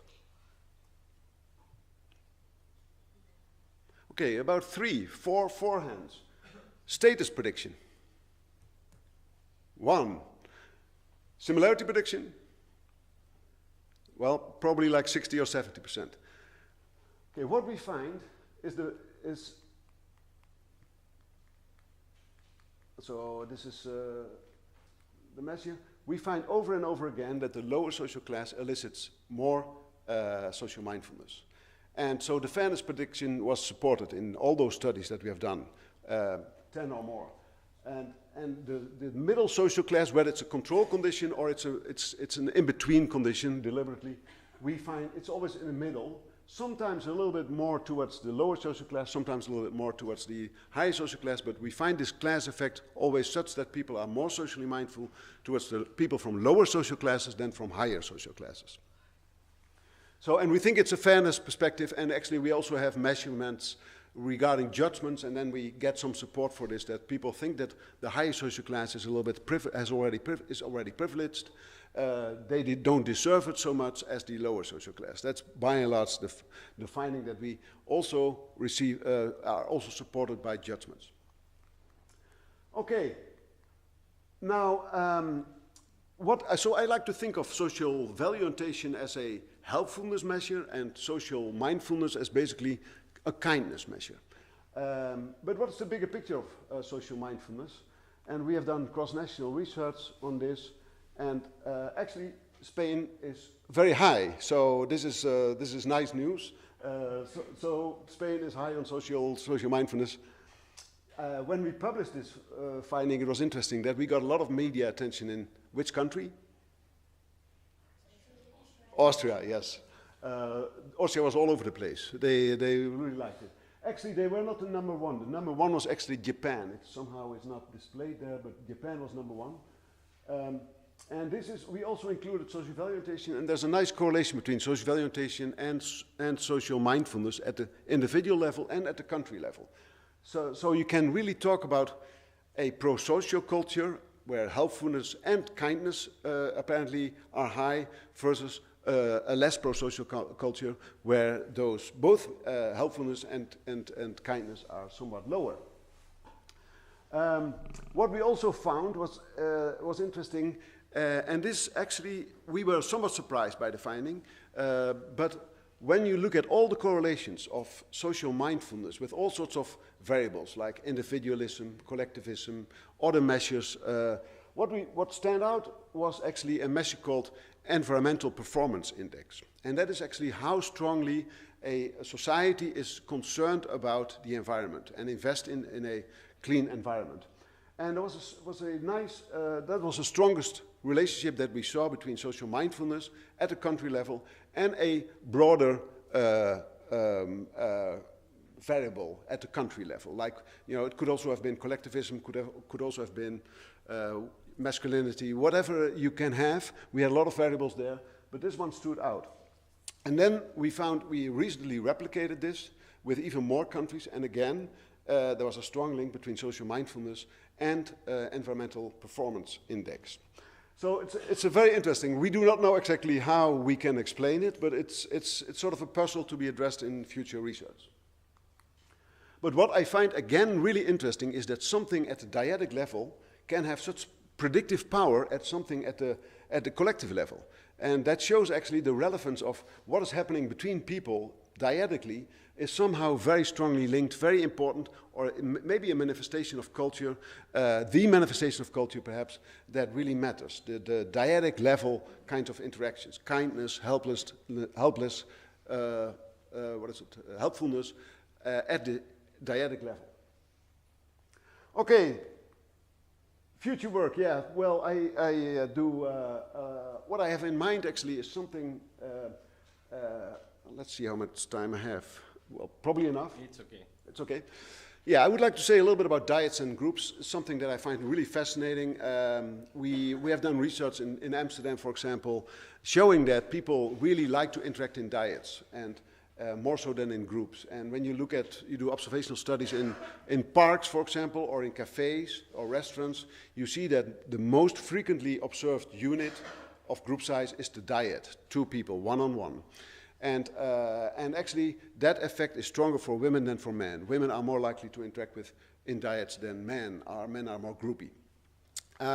Why is that? Why is the diet so interesting? And the diet, to me, is so interesting because it can benefit from reciprocity. It's very important from an evolutionary perspective, because you can help each other and you know exactly who has helped whom. In a larger group, that's not so clear often. You can hide in a group. The other thing is safety. That's also really nice from the perspective of need to belong. For example, in a diet, you cannot be excluded unless the other person wants to be alone. But in a triad, you can be marginalized, you can be excluded. When you're in groups of 4, 5, etc., you can always be marginalized or excluded. So my advice from that perspective is always, for schools, for example, why not compose diets rather than groups of 4 as working groups, for example. It's much safer. And actually what research in schools has shown, that people often are a little bit insecure when it comes to things like, oh, maybe people see me as stupid when I ask this question. But in diets, you're much more secure. So diets have a lot of benefits. Then there's also, diets also have the benefit of empathy. Empathy is inherently interpersonal emotion. If you look at a group of refugees, for example, and you see all the individual faces, you're not looking at a group. What you're looking at is one of the individual faces, and that determines what you see, but also what you might feel. And sometimes it may be empathy, or maybe another feeling. So many emotions, I would claim, are actually inherently dyadic. And that's also important for the perspective of where a lot of psychology is going on. So that's why I think that the diet is something. Yesterday over lunch we talked about it, that the diet is such a frequent and such an important unit. And these are at least 3 reasons why it is so important, and why people also, in the literature on cooperation, people are very cooperative in diets, much more than in groups. And that's a very robust finding. So I would say to you, take-home message is already, choose diets. They are much nicer often than groups. Although, there's one thing nice about groups, you have more jokes often, and there's more groups, they take care of atmosphere, so to speak. Whether you have, but diets take care of safety, real exchange, intimacy, etc., etc. Okay, now something that I'm also interested in. Roy was asking yesterday, Paul, what do you do these days? And always when people ask me those questions, I get a little bit, stress is too strong, but like, well, I do not know exactly what I'm doing, more or less. But I thought a little bit more about it, and something that I also am really interested in is the idea of not so much cooperation, but the idea of how do we maintain cooperation, not by being cooperative ourselves, but by correcting other people. And when you go to a soccer stadium, I do not know who I was talking to the other day, maybe it was you, yes, but, about that in soccer stadiums you have this sometimes that people engage in norm violations, all sorts of things, discrimination comments, or maybe they throw rubbish to the players, whatever they do. In Holland they do that, for example, if people take a corner, sometimes they throw beer at the player. Very bad behavior. Now the interesting thing is that the clubs can only do so much. And I've talked to a lot of professional soccer clubs in the Netherlands. They can only do so much. They do not have full control over the audience. I think that if you want to correct this, what you need some self-correction process within the group, so that somebody in that group is going to correct the norm violator. And what the study that I plan is something like this. So my favorite club is Heracles. It's a very small club. But what you can do is, for example, it takes guts, it takes courage to correct another person, because you may not know what will happen after that. So do you dare to say that? It's very important. Do you think that other people will support you if you say that? It's also very important. If you get support from other people, then you are in a much better position. And of course, is it causing change in the person, the norm violator, so to speak?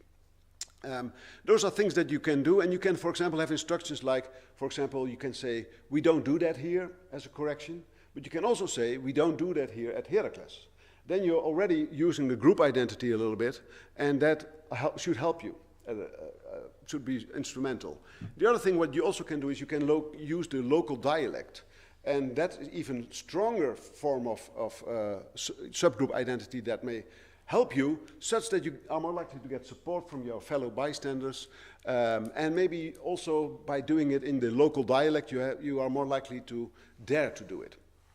And maybe you're causing more change and improvement. Well, this is just a study that I haven't done yet, because for the reason that if you move outside of the laboratory, where are you, Angel? Yes, yes, if you move out a little, it becomes really complex. So I talked to quite a few soccer clubs, and I'm very strongly connected to Heracles, but it's a little bit of a problem, because the supporters, supporters don't like that so much if you ask those questions. Also, they do not know what you might do in the media, and so so there's a little bit of I still have to persuade them, basically, and it's not so easy. But I talked to different clubs, but I'm still determined to do this kind of study, and maybe also in other contexts, because I strongly believe that if you want to make the world a better place, which is part of it, then I think you have to think of self-correction processes by which people are punishing or correcting another person, or gossiping about another person. If people think that they're going to gossip about you negatively, that's also, of course, a very powerful way to correct things in a group. So this is something that that will keep me off the street in the next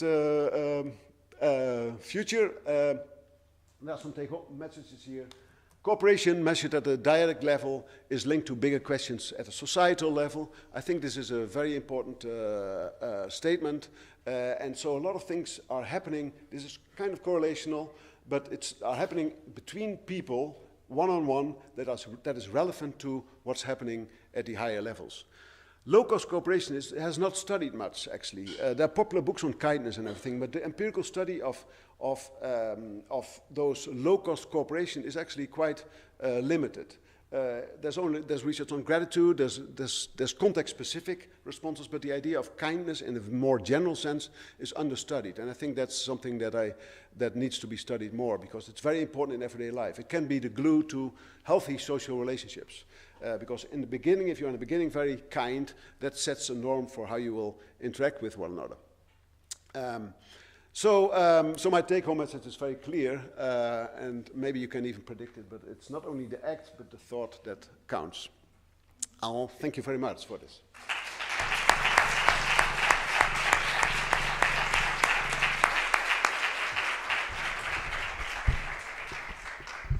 Time for questions. It's a good moment to cooperate, asking questions. Thank you so much for your research. I think it's so important to research on those things in this very special moment. We have an energetic crisis, we have a human being crisis. I think societies like Spain, we used to be a collective societies, and nowadays, especially in big cities like Madrid, I think we are not more. So thank you so much for what you give us. I have two questions for you, please. I was impressed of seeing in your graphic that India, I think India is an example of a collective culture country, but in your graphic, that was in the low social mindfulness position. How do you explain it? To be honest, I have more surprises. In the sense, I was surprised by that as well. And sometimes that's sort of a problem. You cannot really tell. You do not really know what goes through their minds. And maybe that is a next step, actually. And how you can... and maybe it needs also to be complemented with observational research to some degree. But what I would like to say, I was also surprised by the Dutch scoring quite high, because the Dutch are not very socially mindful, I would say. They are funny in some ways. I don't know, but I would say that, for example, in American culture, you're much more likely to learn the rules of thank you, saying thank you, and I think there's a lot more automaticity in the way, or in England perhaps, there's also like saying thank you is very normative to do. In Holland, we don't get that so much we do, of course, but not so much, I think, than, for example, in the United States, the culture that I know best next to Holland, I think. So, so I was surprised by that. There are some surprises. And sometimes it's also how they fill in some blanks. It's the same with social value orientations. But the way in which they fill in the blanks, the things that you leave a little bit unclear, especially with social value orientation, but also with social mindfulness, it's a little bit of an unusual task. But we use those unusual tasks because we want to get away from language. Because if you use language, there are so many connotations to selfishness, basically, or not being kind, etc., that we like to use different methodologies. And I think there are actually there's more ways to get at social mindfulness, for example.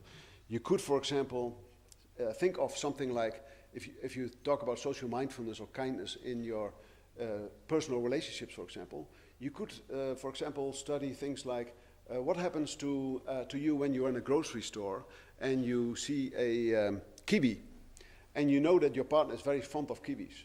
Shall I buy some kiwis? Or what does that to you? Does it alert you? Like, does it make you think about you? That's thoughtfulness. That's social mindfulness. That would be another manifestation of social mindfulness. So I think, to answer your question again, I think this is one measurement of it, and there could be many more actually. But it's a nice manifestation of kindness comes in so many forms. Actually, there's one thing that I would also like to share with you, because I teach a lot in the Netherlands and also with international students. We have a research master's program, and actually in that research master's program we have around 20 students each year. Roy has taught in our program as well. And of those students, like 18 of 20 people or so, about 90% is not Dutch. And with those students, I often evaluate their experiences in Holland. And what you see in Holland, for example, and something that I find very funny, is that if they ask for help in Holland, the Dutch people are very happy to help. But to really reach out and to step off their bikes and to take the time and to show them what kind of restaurants they could choose, that's something that the Dutch do not really do. They would say, oh yeah, there's a restaurant over there, it's quite nice, and then they're biking further. It's sort of interesting, and there's a lot of agreement among those people who are for the first time in their life and may build a future in the Netherlands. So this is kind of a nice story, because I like the question of, for example, suppose that you are in a city and you ask a person, do you know a good restaurant here? And then if you're very socially mindful, you ask the question, what kind of food do you like? Mm-hmm. And not like, okay, yeah, there's a nice restaurant over there, and then you bike further, you know? So there's a big difference in the approach. But that to me is interesting. Second question, please. I'm also very interested in what sports teach us. I have 2 children, and nowadays my partner and me, we are deciding what type of sport we would like our children to practice. I always practice tennis, but I think maybe there will be a better idea if they practice a collective sport, maybe to learn how to be more cooperative. So, do you think, is there any correlation, any reflection between people that practice collective sports, soccer, football, or individualistic sports like tennis, and how do they behave in their normal lives? I mean, does a collective sport player have more prosocial behavior in their life than an individualistic player? It's very interesting. I think there is a little bit of evidence for this, but I would like to say something, because I've been a coach for 14 years, 8 years for my son and 6 years for my daughter. And I've seen what's going on in a locker room, basically. And what I find interesting is actually when you look at boys, there are only 3-4 boys who basically really speak up in the locker room. And the others are a little bit quiet, but it's always, it's quite hierarchical, you could argue. When you go to a locker room with only females, young girls, what you find is actually they are interacting with 2, 3, and it's like it is like if you're entering a cage with a lot of chickens. It's a lot of noise, always in small groups. And it's very difficult to make them quiet, actually, because they are so involved in their conversations. And with boys, it's very different. Once you're there, they accept it, and they, there's only the guys, who always speak, basically. But it's very different in terms of atmosphere. But it just so happened that last Friday gave a talk to top sports people. And I think that it's very important to use the logic of dyads again. Like even in top sports and even in team sports, it's important that you feel safe in the locker room. In top sport, for example, what happens is that there's this very strong hierarchy. Also amongst female soccers. I heard that also during that meeting. So then all of a sudden it becomes very serious. And the people who play, who are basic, always play, not, how do you call it, reserve players. There's a strong hierarchy. The reserve players cannot just speak their minds. They should shut up because, you're just a reserve player. You're not one of the best. And the best players can really speak. There's a really strong hierarchy. So it's not a very safe situation. So it's very important that in the context of a group that you have one other person with whom you are really friends and with whom you can share experiences, your fears and your actually also your drawbacks, that you are really disappointed that, for example, you're not part of the team that plays that day, for example. So to get back to your question, I think it's very important I think that people learn from it.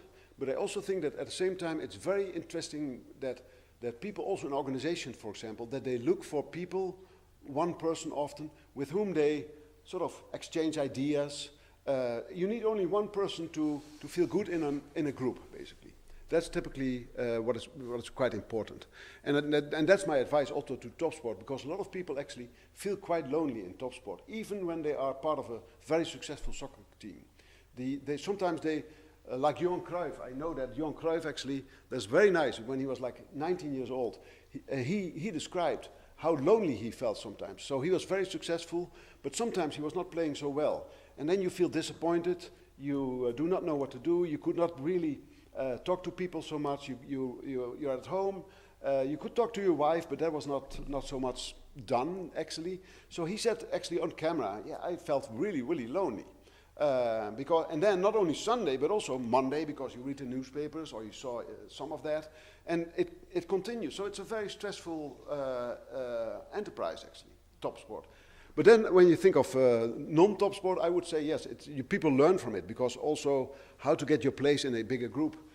I think that both my son and my daughter have learned from being in that group and how to how to interact with people and also something that is really, really nice is the idea of that you share the victory together is one of the best feelings. It can determine the quality of your weekend.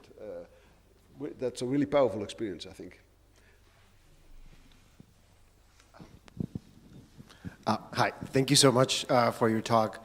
I think those of us who study attitudes are kind of like fascinated by reciprocity because it reminds us of Cialdini and the principles of social influence.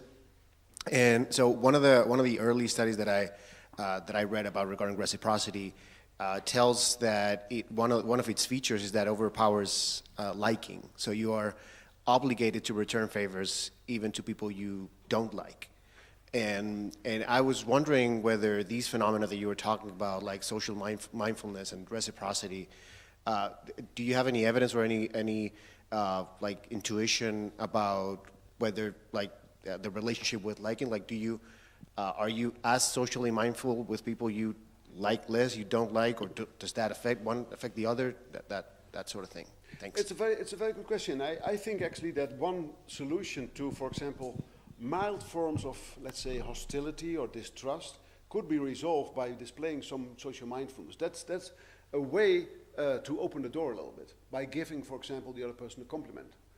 But it should be honest. It should not be lying, of course. But if you can do that I think by itself will open the door to a more constructive relationship with this particular person.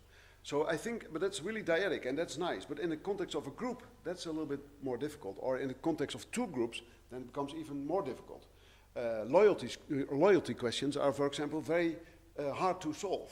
But in an interpersonal way, I always have to believe that actually interpersonally things can go fairly quickly well if you are willing to do that.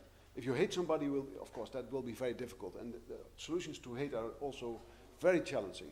But when you don't reach the states of hate, and it's just distrust or some hostility, but not that hate for the longer term, then I think that I would always recommend something like, compliments, and perhaps other things that are more costly to communicate that you care about this other person. And it's nice because it's so clear as it can be at the interpersonal level. In the group level, that's less clear. Then people may think, oh, he's doing this because of that, because in some positions in the group, for example, but in the personal level, it's quite clear, actually. Okay, I think we have time only for one more question, if anyone is willing to ask. Yeah. Ay, perdón. Do you think that we should change our education models to promote more socially mindful citizens in the future? So the first question, the first part I didn't... Should we change our education models to promote more socially mindful citizens in the future? What kind of models? The education models. Oh, yeah, I think that actually, I actually think when I think of education, I think of structural variables. I think that working in pairs is probably a very good thing. It's also a nice way to get at cooperation at a larger level. So when you want to have cooperation at a group level, for example, for the whole class, that everybody is quiet, why not make them cooperative, in dyads, that they are quiet in dyads? If everybody is quiet in dyads, then the whole group is cooperative. But the mechanism is dyadic. And I think that can be used more. But I'm a little bit hesitant when you say to people, you should be nicer. That's a little bit too much. But you can say, well, why don't you give that other person a compliment if you really mean it? Why don't you share it? Don't hesitate. There's, for example, research by Nick Epley that I really like, which is, for example, if you ask people to smile to another person or to initiate a very brief conversation with a stranger, like, for example, the cashier in a grocery store, or somebody else waiting at a bus stop or so, that actually produces happiness in both you and the other person. And that's kind of interesting. And people don't often do it because they think that this is something that the other person may not like so much, that you are in the face of the other person. The same holds actually for WhatsApp use and actually calling another person. Research shows that actually if you call another person and the person listens to your voice, that this produces much more positivity than if you just send WhatsApps. It's actually the voice that matters a lot. So I think that WhatsApp is a wonderful tool, by the way, and I use it tremendously. But I do think that actually in case of doubt, and I also tell that to myself, even though you have to go over a threshold, a barrier, to overcome a little bit of a barrier sometimes to phone somebody, but to phone somebody is also a sign of that you trust the other person, I think. And it's a sign of social mindfulness to some degree. I'm happy to talk to you rather than just sending a quick WhatsApp, especially if you're dealing with something quite important, interpersonally important. So that would be my advice, actually, nowadays, especially for every generation, but to use not only WhatsApp, but also every now and then, almost strategically, use the telephone in the old days. Just call them. Okay, thank you very much, Paul.